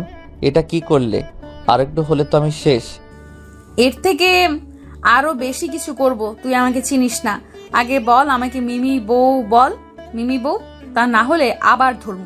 না না, বলছি মিমি বউ। শালি আমারও টাইম আইব, তখন সব সুদে আসলে তুলে নিব। এই তো গুড বয়, আমার জুনিয়র জামাই। এটা বলে আমার গালে কিস করে আমার উপর থেকে উঠে ড্রাইভিং সিটে বসে পড়ল। তারপর গাড়ি চালাতে লাগলো। এইদিকে আমি কুত্তি পেতনি শয়তানের 3 নম্বর নাতনি। আল্লাহ তোরে যেন সারা জীবন অবিরত রাখে। আচ্ছা, তোমাকে এটা কে বললো আমি যে মিথিলা ম্যামের রুমে ছিলাম? ও তুই তাহলে ওই মেয়ের নামও জানিস? আরে ম্যাম বলে কথা জানবো না? চুপ কুত্তা, একদম চুপ থাক। ম্যাম বলে কথা, আর ওই মেয়ের নাম যদি মুখ দিয়ে উচ্চারণ করিস তো খবর আছে। আপুর ধমকে আমি চুপ হয়ে বসে থাকলাম। কিছুক্ষণের মধ্যে আমরা বাড়ির সামনে চলে আসলাম। তারপর গাড়ি থেকে নেমে যখন বাড়ির ভিতরে যাব তখন ওই দাঁড়া। আপু দাঁড়াতে বলার সাথে সাথে আমি দাঁড়িয়ে গেলাম। আর আপু আমার কাছে এসে তার ওড়না দিয়ে আদর করে আমার মুখ মুছতে মুছতে বলল, এই বাড়ির সবার সামনে কি মান সম্মান সব খেতে চাস? লিপস্টিকগুলো মুছতে পারিসনি কেন? একটা বলদকে গলায় ঝুলতে হবে এটা ভেবে কেমন যেন লাগছে আমার। তো কে ঝুলতে বলছে? আমার যে বলদকে লাগবে। এটা বলে আমার গাল টেনে দিয়ে বলল, আয় এখন বাসায় চল। এটা বলে আপু হাঁটতে লাগলো। কুত্তি, শয়তান, ডাইনি, তোর জন্য আমার গালগুলো শান্তি মতো থাকতে পারে না। দোয়া করি তোর জামাই যেন তোর গাল টানে, ঠিক তোর মতো করে। এইসব বলতে বলতে বাড়ি এসে রুমে ঢুকে ফ্রেশ হয়ে নিচে গেলাম খাবার খেতে। দেখলাম সবাই খাবার খেতে বসে গেছে, তাই আমিও একটা টেবিলে টেনে খেতে বসে গেলাম। তারপর নিজের মতো করে খাবার নিয়ে যখনই খেতে যাব তখন কি রে, তোর ঠোঁট এত ফুলা কেন? আম্মুর এমন কথায় আমি তো চোখ বড় বড় করে ফেললাম। কি বলবো ভেবে পারছি না। তখন আপুর দিকে তাকিয়ে দেখি খাচ্চন্নির কোনো রিয়াকশন নাই। মনে হচ্ছে হেতি কিছু জানে না। কি করে কি হলো বল? আম্মু আসলে একটা অনেক বড় পিঁপড়া কামড় দিছে। বুঝতে পারলে আম্মু পিঁপড়েটা মনে হয় রাক্ষস, না ডাইনি না খাচ্চন্নি। আমার এমন জোরে কামড় দিছে মনে হয় কখনো খাবার খাইনি। এটা বলে আপুর দিকে তাকাতে আপু আমার দিকে তাকিয়ে রাগে চোখ বড় বড় করে ফেললো। তা এত বড় পিঁপড়ে তোর গায়ে উঠলো আর তুই কিছু করলি না? আরে মা, আমি কেমনে করবো, আমি তো বুঝতে পারিনি। ও, এরপর থেকে খেয়াল রাখবি কেমন? আরে ভাবে আপনি হাসতেছেন কেন? এটা বলাতে আমি মামির দিকে তাকাতেই দেখি মামি মুচকি মুচকি হাসতেছে। কিছু না, এমনি। ও আচ্ছা মিমি, শোন, তোর আজ বিকেলে বাবা ঢাকা থেকে আসবে, কোথাও যাবি না বলে দিলাম। আচ্ছা ঠিক আছে। তারপর সবাই মিলে আড্ডা দিতে দিতে খাবার খেতে লাগলাম। আমি তাড়াতাড়ি করে খাবার খেয়ে রুমে এসে দরজা বন্ধ করে ফেললাম, কারণ খাবার টেবিলে ডাইনিরে যে কথাগুলো কইছি আমার মনে হয় না আমারে আস্ত রাখবো। তারপর বিছানায় শুয়ে মনের সুখে একটা গল্পের বই নিয়ে পড়তে লাগলাম। এইদিকে মিমি আপু রেগে মেগে পুরো আগুন হয়ে আছে। প্রথমে ভাবছে আমার রুমে যাবে, পরে বলল, থাক, শয়তানটারে আর জ্বালিয়ে লাভ নাই। সকাল থেকে জ্বালিয়েই আছি, এখন একটু রেস্ট করুক। এটা বলে আপু তার রুমে চলে আসলো। আর আমি গল্প পড়তে পড়তে কখন যে ঘুমিয়ে গেছি তা আমি নিজেও জানি না। সন্ধ্যা হওয়ার একটু আগে আম্মুর ডাকাডাকিতে ঘুম থেকে উঠে গেলাম। আম্মু দরজার ওই পাশ থেকে বলতে লাগলো, আহমদ, তোর মামা আইছে, তোকে খুঁজতেছে, তাড়াতাড়ি আয়। যাও মা, আমি আসতেছি। এরপর আমি বিছানা থেকে উঠে ফ্রেশ হয়ে নিচে গেলাম। নিচে যেতে দেখতে পেলাম মিমি আপু মামার কোলে মাথা রেখে শুয়ে আছে। আমি মামার সামনে গিয়ে সালাম দিতেই, ওয়ালাইকুম আসসালাম, কেমন আছিস? আলহামদুলিল্লাহ, তুমি? আলহামদুলিল্লাহ। সোফায় বস, অনেকদিন বসে আড্ডা দেওয়া হয় না, আয় একসাথে বসে আড্ডা দিব। তারপর মামার কথা মতে সোফায় বসে পড়লাম। আচ্ছা, তোর ফোন বন্ধ কেন? আপু নিয়ে ফেলেছে তাই বন্ধ। কিরে, ওর ফোন কেন নিছ? বাবা, ওর সামনের মাস থেকে পরীক্ষা, এখন ফোন দিলে পড়ালেখা সমস্যা হবে। সেটা তোমাকে ভাবতে হবে না, আমার ভাগিনা এমনিতেই ভালো ছাত্র। যাও ফোন নিয়ে আসো, আর আমার সামনে আহমেদকে ফোন দাও। কিন্তু বাবা, এতে আমার সমস্যা হবে। তোমার সমস্যা কেন হবে? সেটা তুমি বুঝবে না। আমার বোঝা লাগবে না, তুমি এখন আহমেদকে মোবাইল দিবা। আমি একবার বলছি মানে ফোন দিমু না মানে দিমু না। আর একটা কথা বললে আমি কিন্তু নিজের কিছু করে ফেলবো। এটা বলে মিমি আপু তার রুমে চলে গেল। মেয়েটা দিন দিন বেয়াদব হয়ে যাচ্ছে। মামা আপুকে বিয়ে দিয়ে দাও, দেখবা সব ঠিক হয়ে যাবে। ভাগিনা, তুই ঠিক বলছিস, তাই ভাবতে হবে, একটা ভালো ছেলে খুঁজতে হবে। বাবা, তুই কিছু মনে করিস না, মেয়েটা একটু রাগি, বুঝতেই তো পারছিস। তুই পরীক্ষা দিয়ে নে, তারপর তোকে আমি সুন্দর দেখে একটা মোবাইল কিনে দিব, কেমন? ওকে মামা। তাহলে আমি এখন আসি, সন্ধ্যা হয়েছে, পড়তে বসবো। দাঁড়া, তোর কাজ আছে। কি কাজ মামা? একটু দাঁড়া। আর আমি দাঁড়িয়ে রইলাম। একটু পরে বাবা একটা বড় বক্স এনে আমার হাতে দিয়ে বলল, এই বক্সটা সাবধানে তোর রিফাত আঙ্কেলের কাছে পৌঁছে দিবি, কেমন? মামা এটাতে কি আছে? বেশি না, একটা ল্যাপটপ আছে অ্যাপেল কোম্পানির। তোর আঙ্কেল আনতে বলছিল, তার নাকি আগেরটা নষ্ট হয়ে গেছে, তাই এটা আনলাম। এখন যা, তাড়াতাড়ি তোর আঙ্কেলকে এটা দিয়ে আয়, আর সাবধানে যাস। আচ্ছা মামা। এটা বলে বাহিরে এসে গাড়ি বের করে আঙ্কেলের বাড়ির উদ্দেশ্যে রওনা দিলাম। এইদিকে আপু নিজে নিজে বলতে লাগলো, কত শখ, আমি নাকি তারে মোবাইল দিয়ে দিমু। আমার মোবাইল দিমু আর হাতে অন্য মেয়েদের সাথে টাঙ্কি মারুক, এটা আমি কখনোই হতে দেব না। আহমদ শুধু আমার, নিজের ভালোবাসার মানুষকে নিজে আগলে রাখতে হয়, আর যদি আগলে রাখতে না পারি তাহলে কিসের ভালোবাসা? শুধু ফাইনাল পরীক্ষা পর্যন্ত অপেক্ষা করব, তারপর আহমদকে নিজের করিয়ালামু। এইদিকে আমি প্রায় 1 ঘন্টা পর আঙ্কেল মানে প্রিন্সিপাল স্যারের বাসায় পৌঁছালাম। দরজার সামনে দাঁড়িয়ে কলিং বেল দিতেই ম্যাম এসে দরজা খুলে দিল।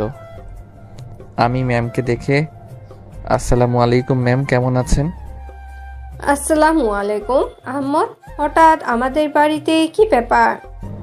আরে তেমন কিছু না ম্যাম, স্যারের কে এই বক্সটা দিতে আসলাম আর কি, মামা পাঠিয়েছে। হো তাই, আসো ভিতরে আসো, বাহিরে কেন?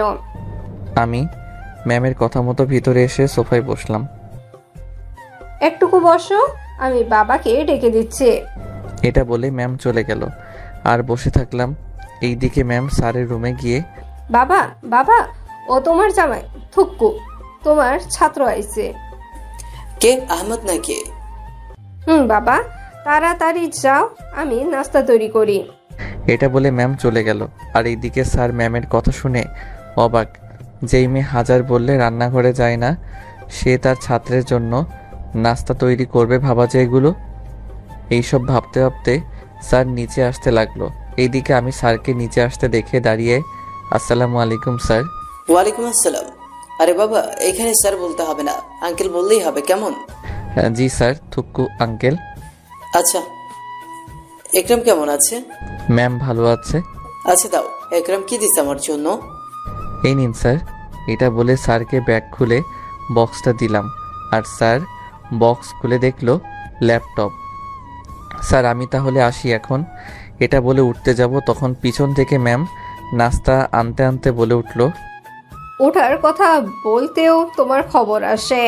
তোমার জন্য নাস্তা আনছি, এগুলো কে খাবে শুনি? আরে ম্যাম, এগুলো আনার কি দরকার? শুধু শুধু কষ্ট করলেন। এখন কষ্ট যখন করছি, তার ফল হিসাবে নাস্তাটা করো।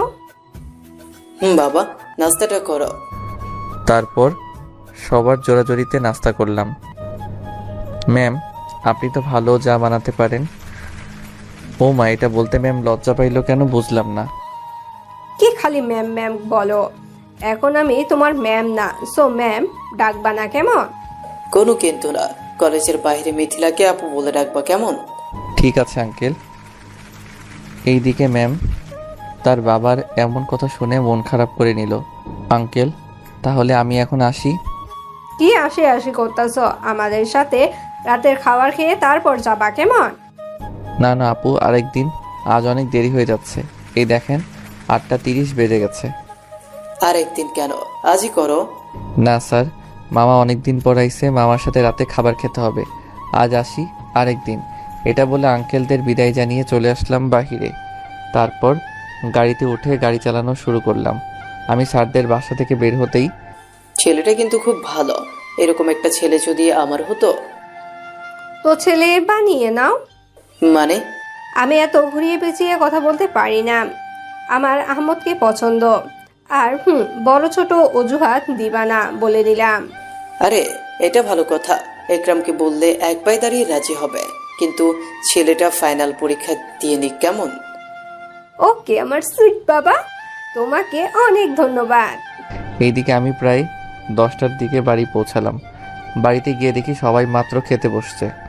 আমিও আর দেরি না করে তাড়াতাড়ি ফ্রেশ হয়ে খেতে গেলাম। খাওয়া দাওয়া শেষ করে রুমে এসে ঘুমিয়ে গেলাম। সকালবেলায় ঘুম থেকে উঠে ফ্রেশ হয়ে আপুর সাথে প্রতিদিন কলেজে যাওয়া, তারপর আবার আপুর সাথে বাড়িতে আসা, তার রোমান্টিক প্যারা আর কলেজ ম্যাম হালকা পাতলা শাসন করার মধ্যে দিয়ে 15 দিন কেটে গেল।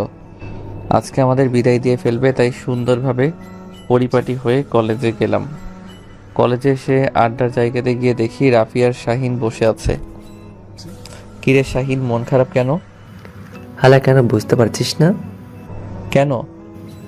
আজকে তো বিদায়, আজকে পর তার মুটকি টুকু মাইকে দেখতে পাবে না, তাই মন খারাপ। আরে এতে মন খারাপ হবে কেন?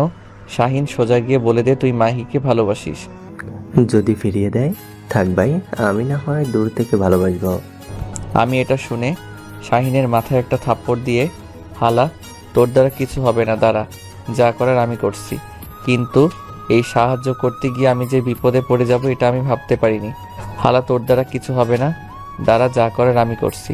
এটা বলে আমি একটা কাগজে শাহিনের নামে কিছু লিখলাম। তারপরে শাহিনের নাম্বার সহ লিখে কাগজটা আমার পকেটে রেখে মাইকে খুঁজতে লাগলাম। এদিকে মিথিলা ম্যাম আমাকে দূর থেকে খেয়াল করলো আমি কাকে যেন খুঁজতেছি। তারপর মিথিলা ম্যামও আমার পিছু নিল। এদিকে আমি এক পর্যায়ে দেখতে পেলাম কলেজ মাঠের দক্ষিণ দিকে গাছতলায় বসে বন্ধুদের সাথে আড্ডা দিতেছে মাহি। আমি আর দেরি না করে মাহির সামনে গিয়ে দাঁড়ালাম। এইদিকে আমি একটা মেয়ের সামনে দাঁড়াতে ম্যাম রেগে আগুন হয়ে গিয়েছে। ইচ্ছে করছে এক্ষুনি আমারে চিবিয়ে খেয়ে ফেলতে, তবুও মাথা ঠান্ডা রেখে আমার কার্যক্রম দেখতে লাগলো। আমি মাহির সামনে দাঁড়িয়ে বললাম, মোটকি থুকু মাহি, তোমার সাথে কিছু কথা আছে। কি ব্যাপার সূর্য, কোন দিক দিয়ে উঠলো? আহমেদ নাকি আমার সাথে কথা বলবে? আরে তেমন কিছু না, একটা জিনিস দিব। ও তাই, আচ্ছা কি দেবে দাও। তারপর এক পাহাড় পরিমাণ সাহস নিয়ে মাহিকে পকেট থেকে চিঠিটা বের করে বললাম, এই নাও, এটা তোমাকে একজনে দিতে বলছে। কি? আমাকে আবার কে চিঠি দেবে? আছে আছে, অনেক মানুষ আছে তোমাকে চিঠি দেওয়ার মতো। এই তুমি দাওনি তো আবার? আরে না, আমি কেন তোমাকে চিঠি দিতে যাব, আমি যাওয়ার পরে খুলিও, কেমন? ওকে। এদিকে আমি একটা মেয়েকে চিঠি দিয়েছি, সেটা ম্যাম কিছুতে মানতে পারছে না। ওর এত বড় সাহস আমার সামনে একটা মেয়েকে চিঠি দেওয়া? আজ তোর একদিন কি আমার যতদিন লাগে, হয়তো হারামি খাইতাছে তারা। তোরে আজকে বুঝাচ্ছি এই মিথিলা কি জিনিস। তারপর আমি মাহিকে আল্লাহ হাফেজ বলে সেইখান থেকে বিদায় নিয়ে খুশি মনে চলে আসতে লাগলাম বন্ধুদের কাছে। কিছু দূরে আসতেই সামনে থেকে মিথিলা ম্যাম ডাক দিল, এই আহম্মদ, আমার কেবিনে আসো তো, একটা জরুরি কাজ আছে। এটা বলে মিথিলা ম্যাম তার কেবিনে চলে গেল। এইদিকে আমি আর কিছু না ভেবে শাহিনের কাছে গিয়ে, মামা, অনুষ্ঠানের পরে কিন্তু ট্রিট চাই। কেন রে? সেটা একটু পরে দেখতে পাবি। আচ্ছা আমি গেলাম। ম্যাম কিসের জন্য তার কেবিনে ডাকছে এটা বলে আমি সেইখান থেকে সোজা ম্যামের কেবিনের সামনে এসে দাঁড়ালাম। এইদিকে মিমি আপু আমার কলেজে আইছে আমাকে দেখে শুনে রাখার জন্য, কারণ আজ বিদায় অনুষ্ঠান।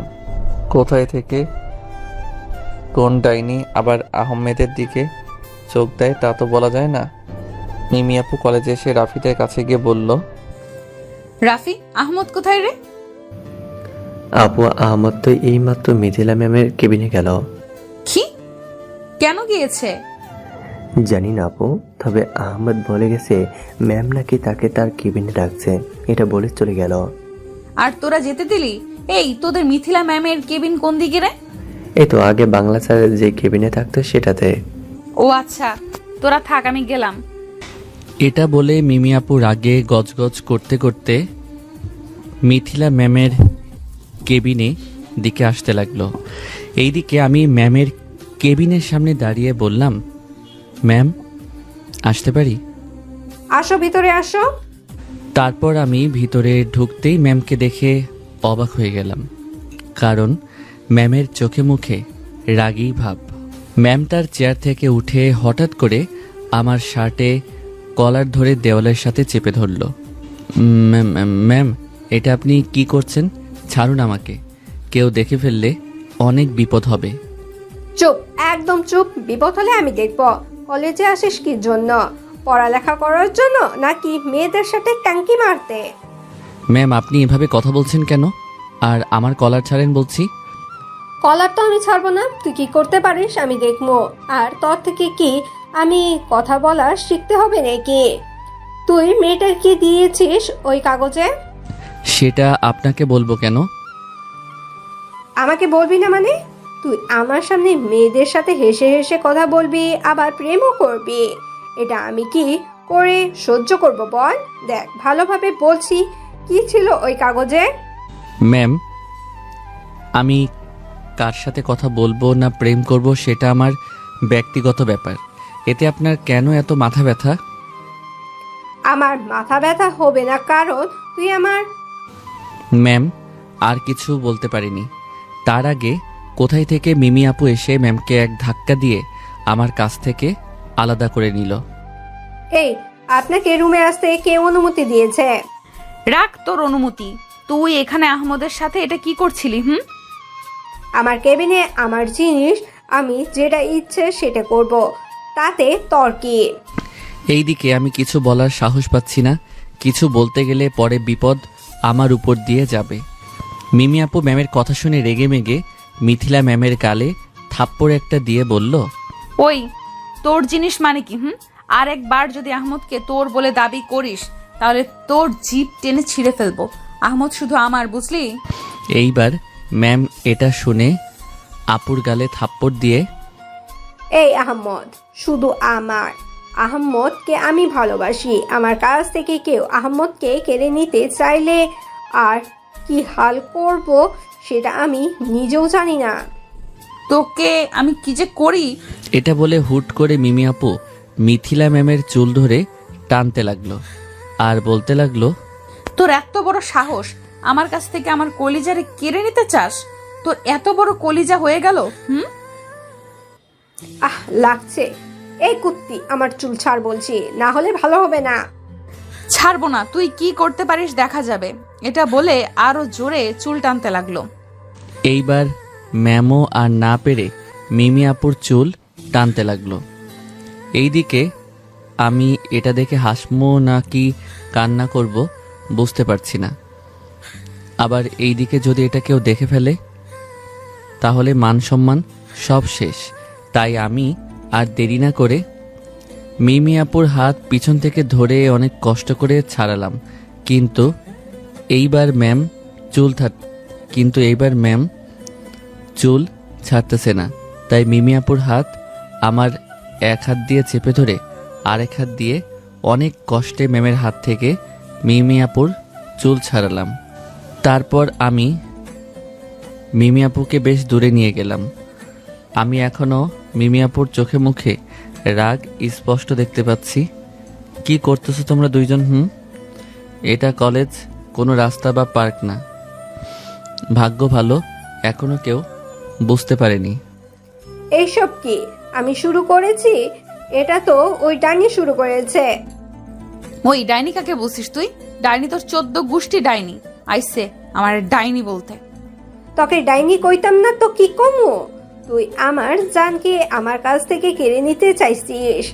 এটা তো শুধু ডাইনিরাই করে, তাই আমি তোকে 1000বার ডাইনি কমু। ডাইনি ডাইনি ডাইনি।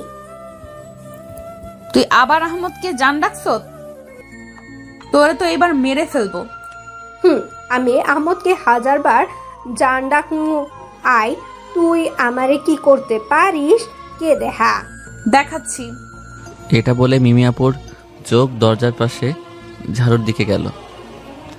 আমার আর বুঝতে বাকি নাই এই সেমরি কি করতে চাইতেছে। তাই আমি 1 মিনিট দেরি না করে মিমি আপুকে ধরে বাহিরে নিয়ে আসতে লাগলাম। ওই কুত্তা, ছাড় আমায়। কোথায় নিয়ে যাচ্ছিস? তুই ছাড়া আমাকে তুই ছাড় আমায়। হেতির কত বড় সাহস আমার কলিজারে জান ডাকে। ওই কোথায় যাচ্ছিস? আয়, কি যেন করবি বলছিলি না? দেখ আহমদ, আমারে ছাড় বলছি। এতিরে আজ আমি খাইয়া দিমু পুরা। আয়, খাইয়া দিতে আয় কুত্তি। তোর কত বড় কলেজা আমিও দেখি। আমি তো এদের কথা শুনে অজ্ঞান হওয়ার অবস্থা। এরা এগুলো বলে কি? পুরো ছেলেদের মতো কথা বলছে। যাই হোক, অনেক কষ্টে আপুকে টানতে টানতে কলেজ মাঠে নিয়ে এসে একটা নিরিবিলি জায়গায় এনে আপুকে ছাড়লাম। আমি আপুকে ছাড়তে আপুর সাথে সাথে আমার কলার ধরে ফেলল। আমার আর বুঝতে বাকি নাই, এইবার ঝড় আমার উপর দিয়ে যাবে। তুই আজ শেষ। তোকে একদিন মানা করছি না ওই মেয়ের আশেপাশে না যেতে? কিন্তু ওটা তো আমার ম্যাম, ম্যামেরও তো কথা শুনে হবে। এটা বলে মনে হয় আরো ভুল করে ফেলেছি। আপু আমার গালে একটা থাপ্পড় দিয়ে, কি বললি কুত্তা? এটা তোর ম্যাম? তাহলে রুমে নিয়ে গিয়ে কি করতেছিলি? আমি গালে হাত দিয়ে বললাম, আসলে আপু আমাকে আর বলতে না দিয়ে। চুপ, একদম চুপ। আমি তোর কোনো অজুহাত শুনবো না। আজ শুধু আমার কথা চলবে। আয় আমার সাথে। এটা বলে আপু আমার কলার আবার ধরে টানতে টানতে গাড়ির কাছে নিয়ে গেল। তারপর গাড়ির ভিতরে গিয়ে বসতে বলল, কিন্তু আমার রেজিস্ট্রেশন কার্ড। এটা বলতেই আপু আমার গালে ঠাস করে আবার থাপ্পড় দিয়ে বলল, তোর রেজিস্ট্রেশন কার্ডের গুষ্টি কিলাই, যেটা বলছি সেটা কর, না হলে ভালো হবে না। আমি আর কি করব, গালে হাত দিয়ে অসহায় বাচ্চার মতো গাড়ির ভিতরে গিয়ে বসলাম। তারপর আপু গাড়িতে ড্রাইভিং সিটে বসে গাড়ি চালাতে লাগলো। আপু কি করছো? অ্যাক্সিডেন্ট হবে তো, গাড়ি আস্তে চালাও না। তুই যদি তোর ওই মুখ দিয়ে আর একটা কথা বলিস তাহলে এক্ষুনি মুখটা সেলাই করে দিব। নিজের ভালো চাইলে চুপচাপ বসে থাক। আপুর এমন ধমক শুনে আমি চুপচাপ বসে থাকলাম আর মনে মনে আল্লাহকে ডাকতে লাগলাম, কারণ যেই গতিতে গাড়ি চালাচ্ছে আল্লাহ না করুক আমার কিন্তু ভয় লাগছে। এইদিকে মিথিলা ম্যামের পুরো মাথা হ্যাং হয়ে আছে। কি থেকে কি হলো সে এখনও বুঝতে পারছে না। পরে কান্না করতে করতে প্রিন্সিপাল স্যারের কাছে গেল। কি রে মা, কি হয়েছে? কান্না করছিস কেন? কি হয়েছে বল আমাকে। বাবা, আমি আহম্মদকে ছাড়া বাঁচবো না, তুমি আহম্মদকে আমার কাছে এনে দাও। আচ্ছা, আমি এনে দিব নে। আগে কি হয়েছে মা, সব খুলে বলতো। তারপর মিথিলা কান্না করতে করতে সব খুলে বলল। আরে তুই কোনো চিন্তা করিস না, আহমেদকে তোর কাছ থেকে কেউ আলাদা করতে পারবে না। তবে ওই মেয়েটা? সে বললেই হলো, ওর বাবার রাজি থাকতে হবে। দেখ, মেয়েটা হচ্ছে আহমেদের মামাতো বোন, আর আহমেদরা তার মামার বাড়ি থাকে, তাই একরাম কোনোদিনও তার মেয়েকে আহমেদের সাথে বিয়ে দিবে না, বুঝলি? বুঝতে পারছি। তাহলে একটা হাসি দে মা। স্যারের কথা মিথিলা ম্যাম একটা হাসি দিল।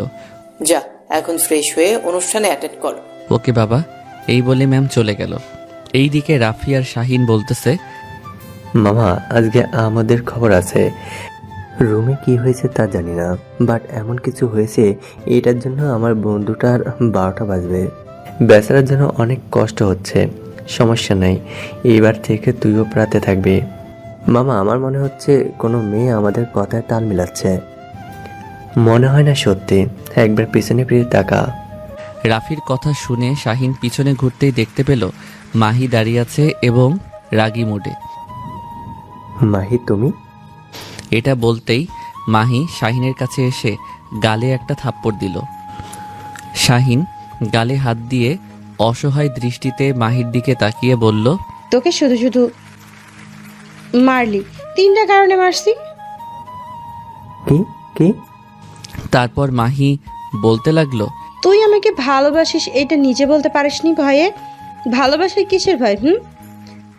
মানলাম তুই ভয়ে ভালোবাসি কথা সামনাসামনি বলতে পারিসনি, কিন্তু নিজের হাতে চিঠিটা দিতে পারতি। তা না করে অন্যজনের হাতে চিঠিটা পাঠালি। হলো না, আমি বলবো না, তুই নিজে পুড়িয়ে আমাকে শোনা। এটা বলে চিঠিটা শাহিনের হাতে দিল মাহি। মাহিন চিঠিটা আস্তে আস্তে খুলল। শাহিন দেখতে পেল এটা একটা লাভ লেটার। কি কি?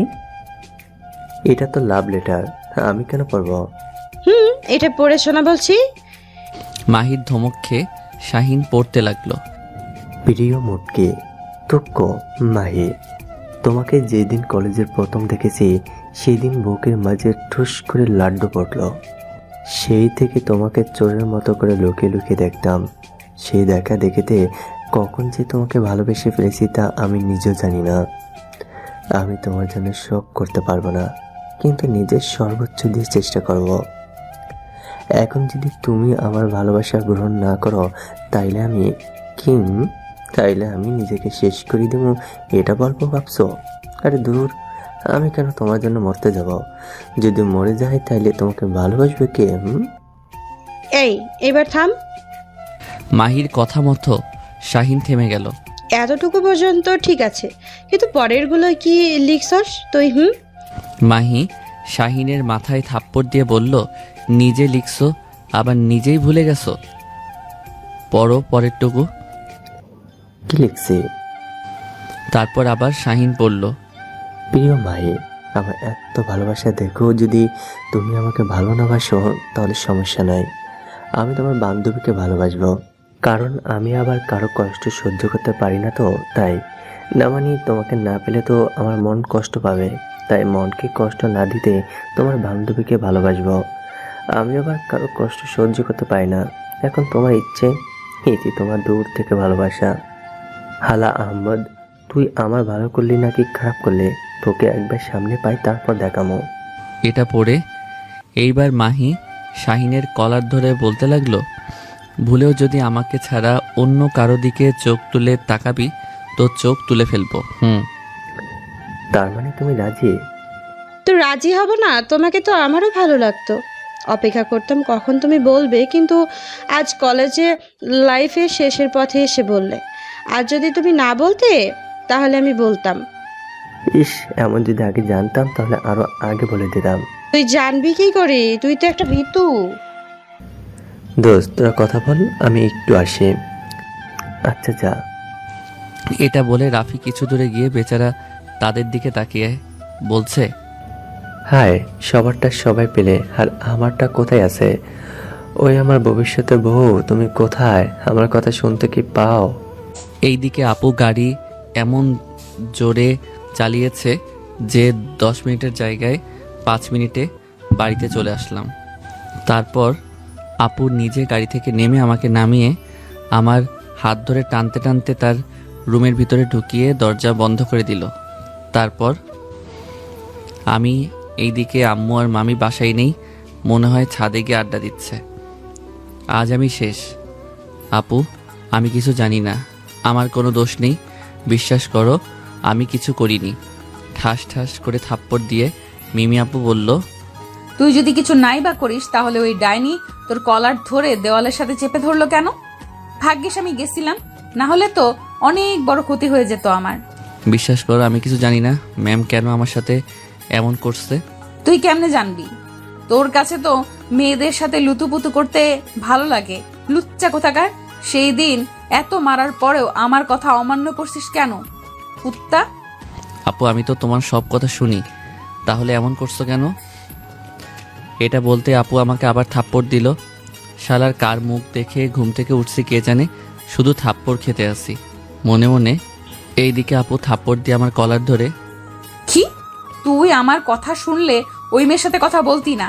তোকে আমি বলছি না মেয়েটার সাথে বেশি কথা বলবি না? কিন্তু ওটা তো আমার ম্যাম।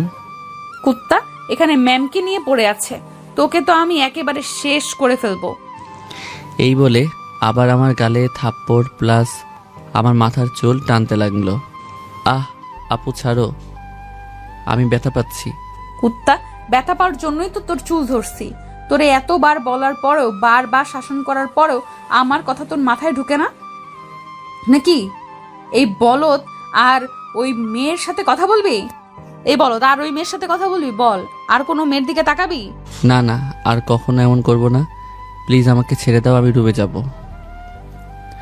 আপু আমার চুল ছেড়ে দিয়ে বলল, আর যদি কোনো মেয়ের দিকে তাকাতে দেখি না, তাইলে এই বড্ড বড্ডা চোখ দুইটা আছে না, ওগুলো তুলে মার্বেল খেলবো। আমি আর ভুলে কোনো মেয়ের দিকে তাকাবো না। তারপরে এমন করিয়েন না। না, তোকে এইভাবে ছেড়ে দিলে না জানি কোথা থেকে কোন ডাইনি এসে তুলে নিয়ে যায়। তুই আজ থেকে বাড়ি থেকে বের হবি না, বলে দিলাম। আপু এমনটা করিও না, আমি তোমার সব কথা শুনবো, তারপরেও আমাকে বাড়ি বন্ধ করিও না। আপু আমার কথা শুনে আবার আমার কলার ধরে রাগী কণ্ঠে বলল, আমি এমনটাই করব, পড়ালেখা যা করবি তা ঘরে বসে করবি। কেন? বাহিরে গেলে কি হবে? বাইরে গেলে তুই মেয়েদের সাথে কথা বলবি, আর এই কথা বলা আমার সহ্য হয় না। তাই তুই বাড়িতে থাকবি। পরীক্ষা দেওয়ার সময় আমি তোকে নিয়ে যাব আর নিয়ে আসব। এইবার আমি এক বালতি বুকে সাহস নিয়ে বললাম, তো মেয়েদের সাথে কথা বললে তোমার কি? আমি তো আর এই মেয়ের সাথে পালিয়ে যাচ্ছি না। কি? তোর এত বড় সাহস আমার মুখের উপর কথা বলিস? মেয়ে নিয়ে পালিয়ে যাবার কথা বলিস? তোকে তো আমি এটা বলে আপু আমার গালে লাগাতার থাপ্পড় দিতে লাগলো আর বলতেছে, তুই শুধু আমার, তোকে আমার থেকে কেউ আলাদা করতে পারবে না। আমি তোকে ভালোবাসি, আর যদি এমন কথা বলিস বা বলার চেষ্টা করিস তাহলে তোর সেই দিন শেষ দিন হবে। এইবার নিজেকে আমি আর কন্ট্রোল করতে পারলাম না। মাথা গরম করে আপুকে ধাক্কা দিয়ে আমার কাছ থেকে দূরে সরিয়ে দিলাম। আপু আমার কাজ দেখে আরো রেগে গেল। তুই আমাকে ধাক্কা দিলি কোন সাহসে কুত্তা? থামো, অনেক হয়েছে তোমার অত্যাচার। কি ভেবেছো তুমি আমার বড়, তাই সম্মান করি এই বলে যা ইচ্ছে তাই করবে? করব, কারণ আমি তোকে নিজের চাইতেও বেশি ভালোবাসি। রাখো তোমার ভালোবাসা। এটাকে ভালোবাসা বলে? আমার পুরো স্বাধীনতা খেয়ে দিয়ে বলে আমি তোমাকে ভালোবাসি। যদি এতই ভালোবাসেন তাইলে আমাকে আমার মতো চলতে দিতেন, কিন্তু তা না করে আমাকে নিজের মতো বন্ধ খাঁচায় বন্দি করে রাখতেছেন। জোর করে সব হলেও ভালোবাসা হয় না। আমি তো আপনাকে ভালোবাসি না, তারপরেও এমন করেন কেন? আর আমি আপনাকে শুধুমাত্র বড় বড়ের নজরে দেখি, এর চেয়ে বেশি কিছু না। এগুলো বলে আপুর দিকে তাকাতেই দেখি আপুর চোখে পানি।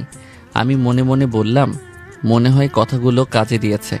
আহমদ, তোর এমন বাংলা সিনেমার ডায়লগ আগে কই ছিল? তারপর আর একটু ভাব নিয়ে দরজার সামনে থেকে সরেন, আমি আমার রুমে যাব। আর নেক্সট টাইম থেকে আমার সাথে এমন করবেন না। এটা বলে আমি আপুকে দরজার সামনে থেকে সরিয়ে দরজা খুলে বাহিরে যাব। এমন সময় আমি আর বাহিরে পা দিতে পারলাম না, কারণ হচ্ছে ডাইনিটা পিছন থেকে আমার শার্ট ধরে আছে। তাই আমি যখনই পিছন ঘুরে ছাড়েন বলতে যাব, তার আগে দামড়ি আমার শার্ট ধরে টান দিতেই আমি নিজেকে সামলাতে না পেরে ফ্লোরে পড়ে গেলাম। ওই ঢং বাদ দে, ফুফি নাই। আর তুই কি ভাবছিস তোর এইটুকু কথাতে আমি তোকে ছেড়ে দিব? তাইলে তুই ভুল। আচ্ছা, তোর এসএসসি পরীক্ষা ছিল তাই মানা করছিলাম, তখন তোর এসএসসি পরীক্ষা ছিল তাই মানা করছিলাম। এখন বড় হয়ে গেছ তাই নিজের জিনিস নিজে বুঝে নিতেছি। হয়তো রাগে কষ্টে চলে যাচ্ছে, তাই আমি আর বেশি কিছু চিন্তা না করে সেখানে চোখ বন্ধ করে হেলান দিয়ে বসে থাকলাম। এই মেয়ের এত শক্তি আসে কোথায় থেকে সেটা আজও আমার অজানা। যাই হোক, আজকের পর থেকে মনে হয় এই ডাইনির অত্যাচার সহ্য করতে হবে না। এইসব ভাবতেছি চোখ বন্ধ করে। তখন এইবার বল, বিয়ে করবি কিনা? আমি আপুর কণ্ঠ শুনে বললাম, আপু তুমি আবার আইছো? এটা বলে চোখ খুলে বলতে লাগলাম, আমি তোমাকে কতবার তুই তুই আমাকে কতবার কি বলবি বল, আমিও একটু শুনি। বলবো কিভাবে? গলার উপর ছুরি ধরে থাকলে? প্লিজ আপু, ছুরিটা নামাও। না বাবু, কিছুতেই আমি ছুরি নামাবো না। আগে বলো, তুমি আমাকে ভালোবাসো আর বিয়ে করতে চাও? আপু প্লিজ, পাগলামি করিও না, ছুরিটা নামাও। তোর আপু বলার গুষ্টি মারি। আরেকবার আপু বললে তোর আজকে জানাজা হবে। বল মিমি, আমি তোমাকে ভালোবাসি আর তোমাকে বিয়ে করতে চাই। আমি ভয়ে ভয়ে বলতে লাগলাম, মিমি আপু তোমাকে। ওই কুত্তা, দিমু কিন্তু। মিমি, আমি তোমাকে ভালোবাসি, তোমাকে বিয়ে করতে চাই। এক নিঃশ্বাসে তাড়াতাড়ি করে বলে দিলাম। আমি তোমাকে এত এত এত ভালোবাসি। আমার কপালে চুমু দিয়ে, এইবার তো ছুরিটা নামাও। ছুরি নামাবো, কিন্তু যদি কথার বর খেলাফ হয় সেই দিন তোর শেষ দিন। কখনো কথার বরখিলাপ হবে না। তুমি ছুরি নামাও, একবার বাড়ি যেতে দাও, তারপর মামাকে বলবো তোমার বিয়ে দিতে। আমি আর পারছি না এই ডাইনির প্যারা সহ্য করতে। আরে নামাচ্ছি তো বাবু, এত উতলা হয়ে আছো কেন? তারপর আপু আমার গলা থেকে ছুরি নামিয়ে আমার হাত ধরে বলল, বাবু চলো ওই দিক থেকে ঘুরে আসি। এটা বলে আমাকে টানতে লাগলো, আর আমি অসহায় বাচ্চার মতো তার সাথে যেতে লাগলাম। এইভাবে আপুর সাথে সন্ধ্যা পর্যন্ত ঘোরাঘুরি করে বাসায় গেলাম। রাতে খাওয়া দাওয়া করে রুমে বসে ফোন টিপতেছি। এমন সময় মামা রুমে এসে বলল, আহমেদ কি করছিস? এই তো মামা ফোন টিপছি। তা তোর পরীক্ষা কেমন দিলি? এই তো আলহামদুলিল্লাহ, ভালোভাবে দিছি মামা। গুড। আচ্ছা শোন, কাল তোর প্রচুর কাজ। কি কাজ মামা? কাল তোর মিমি আপুকে দেখতে আসবে বিকেলে। আমি মামার কথা শুনে চমকে উঠলাম। কি, কাল আপুকে দেখতে আসবে মানে? দেখতে আসবে। আমার এক বন্ধুর ছেলের সাথে মিমির বিয়ে ঠিক আগে থেকেই ঠিক আছে, কিন্তু তোর আপু জানে না, আর আজ দেখতে আসবে। মানে হচ্ছে বিয়ের 3 তারিখ পাকা করার জন্য আসবে। আমি মামার কথা শুনে খুশি হব নাকি বেজার হব কিছু বুঝতে পারছি না। ও শালি, এইবার বুঝবার ঠেলা, আমার গলায় ছুরি রাখা, তাই না? আবার রাতে তোর প্রিন্সিপাল স্যার আসবে ডিনার করতে। কেন? সেটা তখন জানতে পারবি। আর আমার অফিস কাল জরুরি মিটিং থাকায় সকালে থাকতে পারবো না, তো আমি বিকেলে থাকবো। আর এতে তোর কাজ বেশি, তাই তোকে কাল সকালে উঠে বাজার সত্তার যা লাগে তা করতে হবে। আর বাইরে যা যা কাজ আছে সব করবি তুই। কি পারবি না? কি পারবো না মানে? ওই তিমি থুক্কু মিমি আপুর বিয়ের তারিখ ঠিক হবে বলে কথা, আর আমি সব দেখাশোনা করব না? এটা কি করে হয় মামা? যে করেই হোক আমি নিজের জীবন দিয়ে দিব, তারপরেও কোনো কমতি রাখবো না। গুড, এটা তোর থেকে আশা করছি। আর একটা কথা মনে রাখবি, মিমি যাতে এরা জানতে না পারে, তা না হলে সে বিয়েতে রাজি হবে না। কারণ মিমি এখনো পড়ালেখা করতে চায়। আর এই কথা তোর মামিও ও মাকেও বলে দিছি। আরে মামা তুমি চিন্তা করিও না, আপু কিছু জানবে না। আরে মামা, তোর মেয়েকে যদি এটা বলি তাহলে আমার মাথা আর খুঁজে পাবা না। আচ্ছা মামা, আপু যে পড়ালেখা করার জন্য বিয়ে করতে চাইছে না, কাল যদি শুনে তার বিয়ে ঠিক হয়ে গেছে, তখন তো বিয়ে ভেঙে যাবে। এইটা তোকে চিন্তা করতে হবে না, এটা আমি ম্যানেজ করে নিব। আচ্ছা বাবা, অনেক রাত হয়েছে, এবার ঘুমিয়ে পড়, আমি গেলাম। ওকে মামা, যাও। এটা বলে মামা চলে গেল। আর আমি তো মোবাইলে গান জ্বালিয়ে দিয়ে লুঙ্গি ড্যান্স দিতেছি। শালি আমার গলায় ছুরি ধরে আমাকে বিয়েতে রাজি করালো, তাই না? এইবার বুঝবার ঠেলা আপু। আহা, আপু বিয়ের পরে আমার জীবন একদম বিন্দাস। তখন বাবা, আমার জুনিয়র জামাইটা তো অনেক সুন্দর করে নাচতে পারে। দরজার পাশ থেকে এমন কথা শুনে নাচ বাদ দিয়ে দরজার দিকে তাকালাম আমি তাকিয়ে দেখি মিমি আপু। আরে আরে, নাচ বাদ দিলে কেন? লুঙ্গি পরে নাচটা কিন্তু সেই হয়েছে। এই, তুমি বিয়ের পর থেকে আমার সামনে লুঙ্গি পরে থাকবা কেমন? মনে মনে বেচারি এই আশাটার পূরণ হলো না। তা কেন নাচতেছিলি? আমার নাচের কারণ জানতে পারলে হয় তুমি আমার 12টা বাজাতা। আমি বিছানার উপর থেকে নেমে বললাম, আমার রুম, আমি নাচবো, এটাতে তোমার কোনো সমস্যা হওয়ার কথা না। আর আপু আমার সামনে এসে বলল, আরে আমার কেন সমস্যা হবে? আমি তো তোর লুঙ্গি পরা নাচ দেখে তোমার উপর নতুন করে ক্রাশ খেলাম। হয়েছে তোমার ক্রাশ খাওয়া, এখন কেন আইছো সেটা বলো। আমি এটার জন্য আইছি।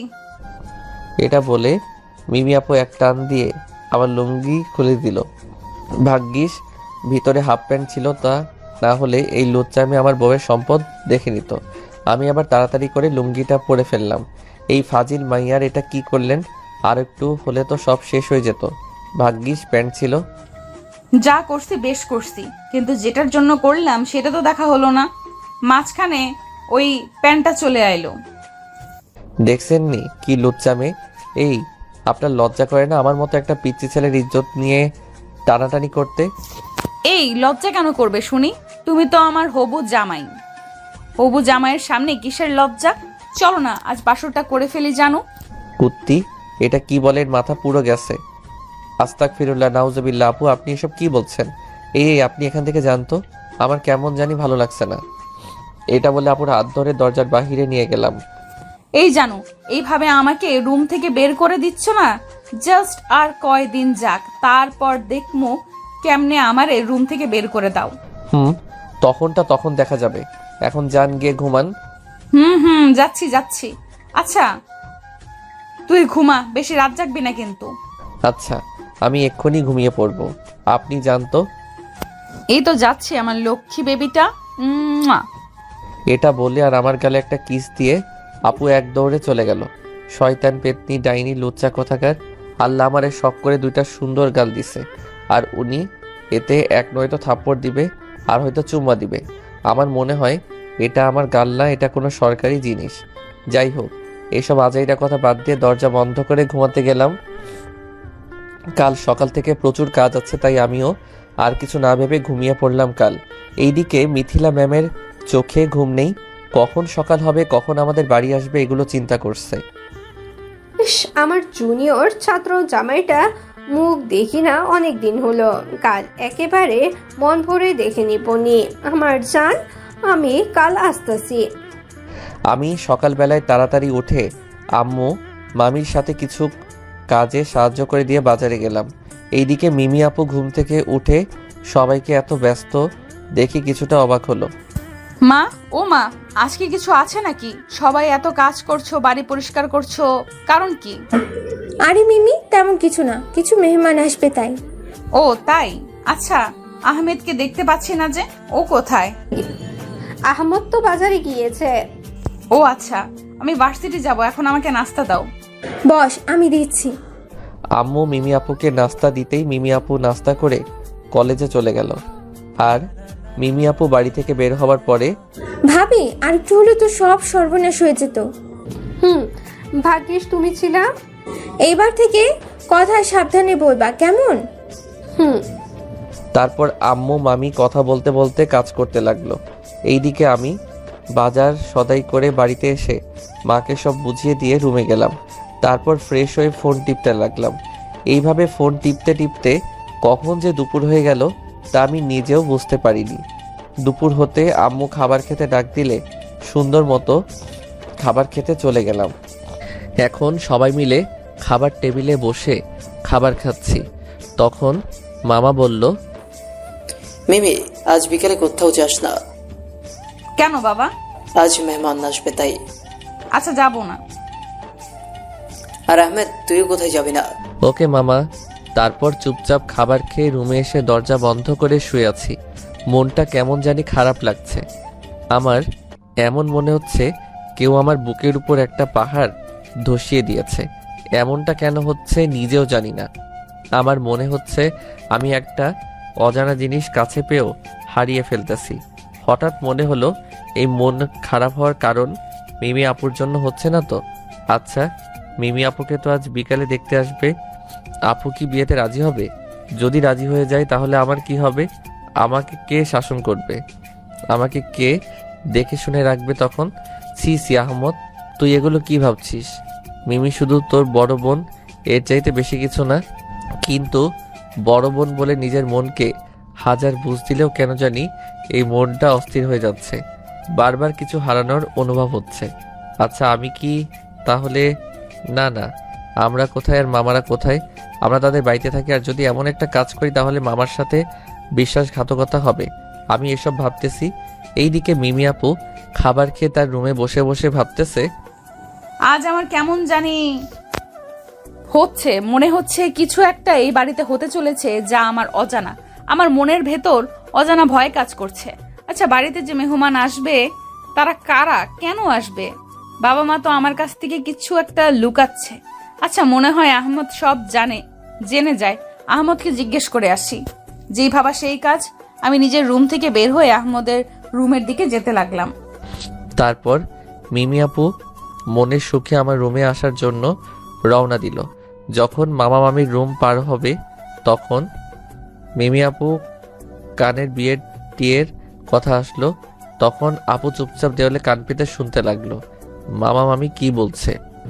আচ্ছা, তুমি যে মিমিকে না জানিয়ে এত বড় একটা সিদ্ধান্ত নিয়েছো, এটা যদি মিমি জানতে পারে তখন? দেখ, মেয়েটার একদিন বিয়ে দিতে হবে। মেয়ে বলে কথা, বিয়ে না দিয়ে কি পারি? তারপরেও তোমার মেয়ের কাছ থেকে জিজ্ঞাসা তো করবে তার কোনো পছন্দ আছে কি না। আমি জানি আমার মেয়ে কোনো পছন্দ নেই, আর সেই বিয়েতে রাজি হবে। আর হবে না কেন? ছেলে আমেরিকায় থাকে, মাসে 1 লাখ টাকা ইনকাম, আর তার থেকে বড় কথা ছেলেটা অনেক সুন্দর, স্মার্ট। দেখো, তারপরে মেয়ের ইচ্ছাটাও দেখো। তোমাকে এত চিন্তা করতে হবে না, আমার মেয়ের চিন্তা আমি করব। আচ্ছা, তোমার মেয়ের বিয়ের সিদ্ধান্ত না হয় তুমি কিন্তু আহমদ এখনো ছোট, আর তার সাথে বিয়ে দিতে চাচ্ছ তার থেকে 4 বছরের বড় একটা মেয়ের সাথে। দেখো, আহমেদকে আমি নিজের ছেলের মতো ভালোবাসি, কারণ আমাদের কোনো ছেলে নেই। আর এমনিতে মিমির বিয়ে হওয়ার পর বাড়িটা ফাঁকা ফাঁকা লাগবে, তাই তাকেও বিয়ে করিয়ে দিচ্ছি। কিন্তু আহমদের থেকে এত বড় একটা মেয়ে 2-1 বছর হলে মানা যেত। কোনো কিন্তু না, আমি যেটা বলছি সেটাই ফাইনাল। এইদিকে মিমি আপু তো এগুলো শুনে রেগে মেগে আগুন। এতক্ষণ আমার বিয়ের কথা বললো, এটা মানলাম, কিন্তু আমার জানের বিয়ের কথা আমি কিছুতেই মেনে নেব না। ব্যাস, অনেক হয়েছে তোমাদের কথা, এখন আমি বলি। মিমি আপু দরজার পাশ থেকে কথাটা বলে মামা মামির সামনে গেল। মিমি, তুই এখানে? আমি এখানে, আর এখানে না আসলে জানতামই না আমাকে না জানিয়ে আমার বিয়ে ঠিক করে ফেলছো। বাবা, যার বিয়ে তার খবর নাই, পাড়াপড়শির ঘুম নাই। মিমি, আমরা তোর বাবা মা, কোনো পাড়া প্রতিবেশী না। সেটা যাই হোক, আমি তোমার পছন্দের ছেলেকে বিয়ে করছি না। আর একটা কথা, আমার 2 দিন পর পরীক্ষা শুরু হবে, তাই তোমাদের পরীক্ষার পর বলে মনে করছিলাম, কিন্তু কথাটা আজকে বলে দিতে হলো। কি কথা বলতো শুনি। আমি আহমদকে ভালোবাসি, আর বিয়ে করলে তাকেই করব। কি, তুই আহমেদকে ভালোবাসিস? দেখ, আহমদ তোর ছোট ভাইয়ের মতো, এটা কখনো হয় না। আমার ছোট ভাইয়ের মতো, মায়ের পেটের ভাই তো আর না, বুঝতে পারলে? আমি বিয়ে করলে শুধুমাত্র আহমদকেই করব, আর আহমদ যদি আমার না হয় তাহলে আর কারোর হতে দেব না। এটা কখনো সম্ভব না, কারণ আহমেদের বিয়ে ঠিক হয়ে আছে। আজকে তারা 3 তারিখ ঠিক করতে আসবে। সেটা আমি করতে পারবো না, তার চেয়ে বরং আজ তোকেও দেখতে আসবে, তার জন্যই প্রস্তুতি নে। সেটা হয়তো তোমার জন্য সম্ভব না, আর আমার এটা দেখার বিষয় মনে করি না কে আসলো কে গেল। আমি জানি এখন তুমি এই বিয়ে ক্যান্সেল করে আমাদেরটা ঠিক করো। না, আমি পারবো না এই কাজ করতে। তার থেকে বড় কথা, আহমেদ তোকে বড় বোনের নজরে দেখে। তাহলে তুমি পারবে না? না, এটা হয় না। ছোট থেকে এই বাড়িতে বড় হয়েছে আহমেদ, আর এখন যদি এই বাড়ির মেয়ের সাথে বিয়ে দিই তাহলে একবার ভাব, লোকে কি বলবে। সেটা যাই হোক, তুমি যেহেতু বিয়ে ভাঙতে পারবে না, তাহলে যা করার আমাকে করতে হবে। আমার জিনিস আমার কাছ থেকে আলাদা করে ফেলবে কত বড় সাহস! আমি বেঁচে থাকতে এটা কিছুতেই হতে দেব না। এটা বলে আপু রাগ দেখিয়ে রুম থেকে বের হয়ে গেল। এইদিকে মিমি আপু মামার রুম থেকে রাগ দেখিয়ে বের হয়ে আমার রুমের দিকে যেতে লাগলো। আহমদ, ওই আহমদ, দরজা খুল বলছি, দরজা খুল। এই বলে আমার রুমের সামনে এসে জোরে জোরে ধাক্কাতে লাগলো। দরজা ধাক্কানোর আওয়াজে আমার ভাবনার রীতি ঘটলো, চিৎকার করে ডাকতে লাগলো। এইদিকে মিমি আপু যেতেই, ওগো, তুমি মেয়েটার কথা মেনে নাও না, আমাদের মেয়ে আমাদের কাছে থাকবে, এতে আরো ভালো হবে। মামির কথা শুনে মামা যখনই জবাব দিতে যাবে তখনই মামা মামির কানে আসতে লাগলো মিমি আপুর চিৎকার, যা আমার রুমের দিক থেকে আসতেছে। তাই তারা আর দেরি না করে রুম থেকে বের হয়ে গেল। এইদিকে আপুর চিৎকার শুনে কিছুটা ভয় পেয়ে গেলাম। ভাবছি দরজা খুলবো নাকি খুলবো না। কি হলো, দরজা খুলবি নাকি ভেঙে ভেতরে ঢুকবো? না না, আমি খুলতেছি। এইভাবে রাগ কেন? এটা বলে তাড়াতাড়ি দরজা খুলে দিলাম। দরজা খুলতেই আপু আমার কলার ধরে বলতে লাগলো, শালার কত বড় সাহস, আমাকে রেখে নাকি অন্য কাউকে বিয়ে করবে? ছোটাচ্ছি তোর বিয়ে করা। কি বলছো কি? আর কথা বলতে দিল না আপু। তার আগে আমার কলার ধরে টানতে টানতে নিচে নিয়ে লাগলো। এদিকে মামা মামি রুম থেকে বের হয়ে দেখলো আপু আমার কলার ধরে নিচে নিয়ে যাচ্ছে। তখন মামা বলে উঠল, মিমি, এটা কি হচ্ছে? আহমেদের কলার ছাড়। না, ছাড়বো না। আমার জিনিস আমার কাছ থেকে কিছুতেই আলাদা করতে পারবে না। আমি আজকে আহমদকে বিয়ে করব। এটা কিন্তু বেশি হচ্ছে মিমি, আহমদকে ছাড় বলছি, তা না হলে ভালো হবে না। এটা তো কিছু না, আমার কথা না শুনলে আরো অনেক কিছু হবে। আর আমি কলার ছাড়বো না। দেখি বাবা তুমি কি করতে পারো। এই, তুই আমার সাথে হায়, আজকে তোকে বিয়ে করব। আপু কি করছো কি এসব? মামার সাথে এমনভাবে কেউ কথা বলে? ছাড়ো আমাকে। এটা বলতে আপু এক হাত দিয়ে আমার কলার ধরে আরেক হাত দিয়ে আমার গালে থাপ্পড় দিয়ে, চুপ, একদম চুপ। তোর এই মুখ দিয়ে আরেকটা কথা বললে ঠোঁট একদম সেলাই করে দেব। মিমিমা, তুমি এইসব কেন করছো, একটু খুলে বলো। ফুফি, এটা তোমার ভাইকে জিজ্ঞেস করো। ব্যাস, অনেক হয়েছে। 3 দিন আদর পেয়ে পেয়ে মাথায় উঠে গেছিস, যা ইচ্ছা তাই করবে নাকি? এটা বলে মামার রাগ দেখিয়ে আমাদের দিকে এগোতে লাগলো। বাবা, আরেক পা যদি বাড়াও তাহলে এইখানেই রক্তের বন্যা বয়ে যাবে। এটা বলে মিমি আপু কোথা থেকে ছুরি একটা বের করে আমার গলায় ধরলো। আর এতে আমার অবস্থা খারাপ। একটু এই দিকে ওই দিক হলেই নানুর কাছে চলে যাব। আর মিমি আপুর এমন কাজ দেখে মামার সাথে সাথে দাঁড়িয়ে গেল। মিমি, ও মিমি, পাগলামি করিস না, একটু বোঝার চেষ্টা কর। বাবা, পাগলামির এখনো কিছু দেখোনি। যদি আমার পথে বাধা দিতে আসো তাহলে আমি নিজে মরবো তো মরবো, সাথে আহমদকে নিয়ে মরবো। আপু, ও আপু, ছুরিটা নামাও। ওই কিসের আপু? বউ বলবি বউ, নইলে এখানে শেষ করে দেব বলে দিলাম। এই মাইয়া পাগল হয়ে গেছে। দেখতেছি তো। না মিমি, আমরা তোর কথা সব মানবো, তাও এমন পাগলামি করিস না। এইদিকে আমার আম্মু কিছু বলছে না, নীরব দর্শকের মতো চেয়ে আছে। শেষ পর্যন্ত কি হয় সেটা দেখতে যাচ্ছে। মামা রাজি হতে আম্মু আর মামি খুশিতে সেইখান থেকে কোথায় যেন চলে গেল। এইবার ছুরিটা একটু নামাও, আমার কিন্তু বেশি ভয় লাগছে। তার মানে তোমরা আমার কথায় রাজি? রাজি, কিন্তু আমাদের মুখ থেকে শুনতে চাই এই বিয়েতে রাজি কিনা। এই বলরটা কি বলবে? ওকে তো যেই দিকে যেতে বলে সেই দিকেই যাবে। এর কথা শোনা লাগবে? তুমি রাজি কিনা সেটা বলো, তা না হলে কিন্তু বুঝতে পারছো। কুত্তা, এতক্ষণ চুপ করে আসিলি, যখন আরেকটু চুপ করে থাক। এটা বলতে আমি চুপ হয়ে গেলাম, কারণ যার গলার উপর ছুরি থাকে একমাত্র সে জানে। ভাগ্যিস আমার বুক ভরা সাহস, তা না হলে এক্ষুনি প্যান্টে করে দিতাম। দেখেন আমার কি সাহস, এখনো পর্যন্ত ঠিক আছি। মিমি আপু আবার বলে উঠল, আজ এই মুহূর্তে কাজই ডাক, আমি এখানেই বিয়ে করব। আমি রাজি। এবার একটু শান্ত হয়ে ছুরিটা নামা। এটা কেমন কথা? দেখ, তোর পরীক্ষা শেষ হোক, তারপর না হয় বিয়েটা করিস। আমার পরীক্ষার গুষ্টি মারি। তোমরা বিয়ে এখন দিবা কিনা বলো, তা না হলে আমি নিজে বিয়ে করতে কাজী অফিসে যাচ্ছি। তখন লোকে অনেক কথা বলবে। আচ্ছা, তোর কথা মানলাম।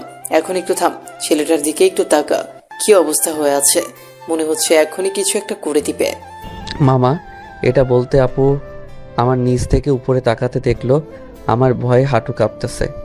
এই আপনারা আবার ভাবিয়েন না আমার সাহস নাই। আমার কিন্তু এক বালতি সাহস আছে, যা এখন পুকুরে বেড়াতে গেছে। উফ, শেষ পর্যন্ত এই ভীতুটা আমার কপালে জুটলো। একে কখন যে সাহসী করে তুলবো আল্লাহই জানে, বলদ কোথাকার। এটা বলে আমাকে ছেড়ে দিতে আমি তাড়াতাড়ি মিমি আপুর থেকে 2-3 ফিট দূরে সরে গেলাম।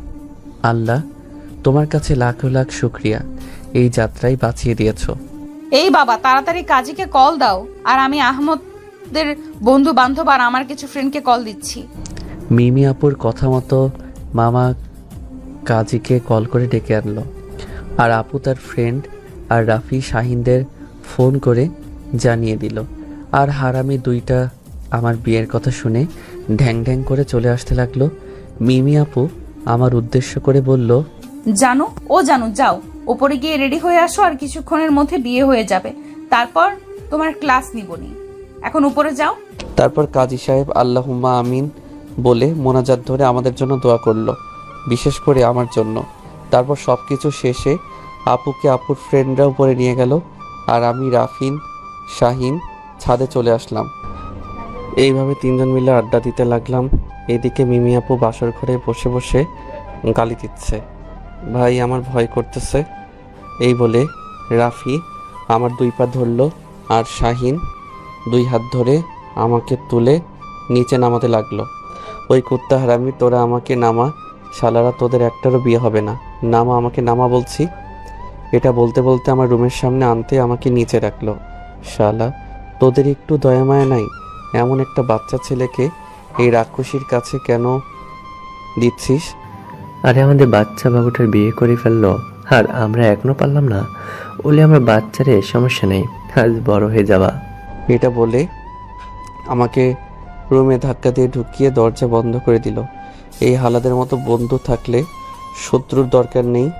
এটা বলে মিমির দিকে তাকাতেই দেখি মিমি আমার সামনে দাঁড়িয়ে আর আমার দিকে রাগীভাবে তাকিয়ে আছে, আর বলল, কয়টা বাজে এখন? ভয় ভয় বললাম, মানে 12টা। এতক্ষণ কোথায় ছিলি? ছাদে ছিলাম। এটা বলে আমার গালে থাপ্পড় দিয়ে বলল, এই তোর ঘরে বউ আছে সেটা মনে নাই? গালে হাত দিয়ে আছি, কিন্তু একটু আড্ডা দিতে দেরি হয়ে গেল। তা দেরি হলো কেন? আর এতক্ষণ ছাদে ছিলি, তাহলে রুমে আসলি কেন? ছাদেই থেকে যেতি। রুমে না আসলে ঘুমাবো কেমনে? তোর আজ কোনো ঘুম নেই, তুই আজ ঘুমাতে পারবি না। যা বাহিরে যা কুত্তা। এই এমনটা করিও না, তুমি আমার লক্ষ্মী বউ না? আইসে এখন ঢং ডাকাতে। বিয়ের আগে তো বলতি আমাকে ভালোবাসতি না, আর কাল না আমাকে রুম থেকে বের করে দিস। এখন আমার পালা, তুই এখন আমার রুম থেকে বেরো। এটা বলতে আমি মিমির কোমর জড়িয়ে ধরে বললাম, আরে আগে তো বড় আপু ছিল, এখন তো বউ, বুঝো না কেন? এই কুত্তা, ছাড় আমাকে, একদম আমাকে ধরবি না। তুই দেরি করে আইসত, এর জন্য শাস্তি পেতে হবে, আর শাস্তি হলো আজ রুমের বাইরে থাকা। তাইলে আজকে রাতের কি হবে? কিচ্ছু হবে না, তুই এখন আমাকে ছেড়ে রুম থেকে বেরো। আচ্ছা ঠিক আছে, আমি রুম থেকে বের হচ্ছি।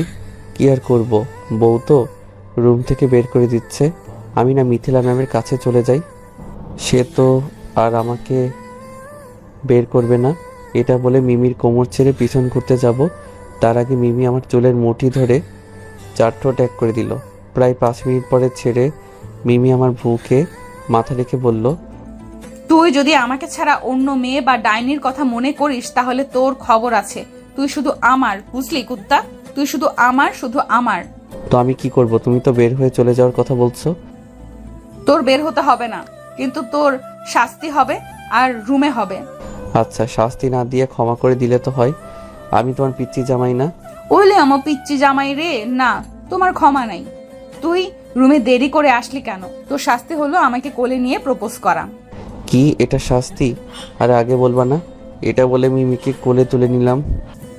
আরে আমার পুরো কথা শুনবি তো, তা না হলে আগে কোলে নিয়ে নিলি, তা না করে আগেই কোলে নিয়ে নিলি।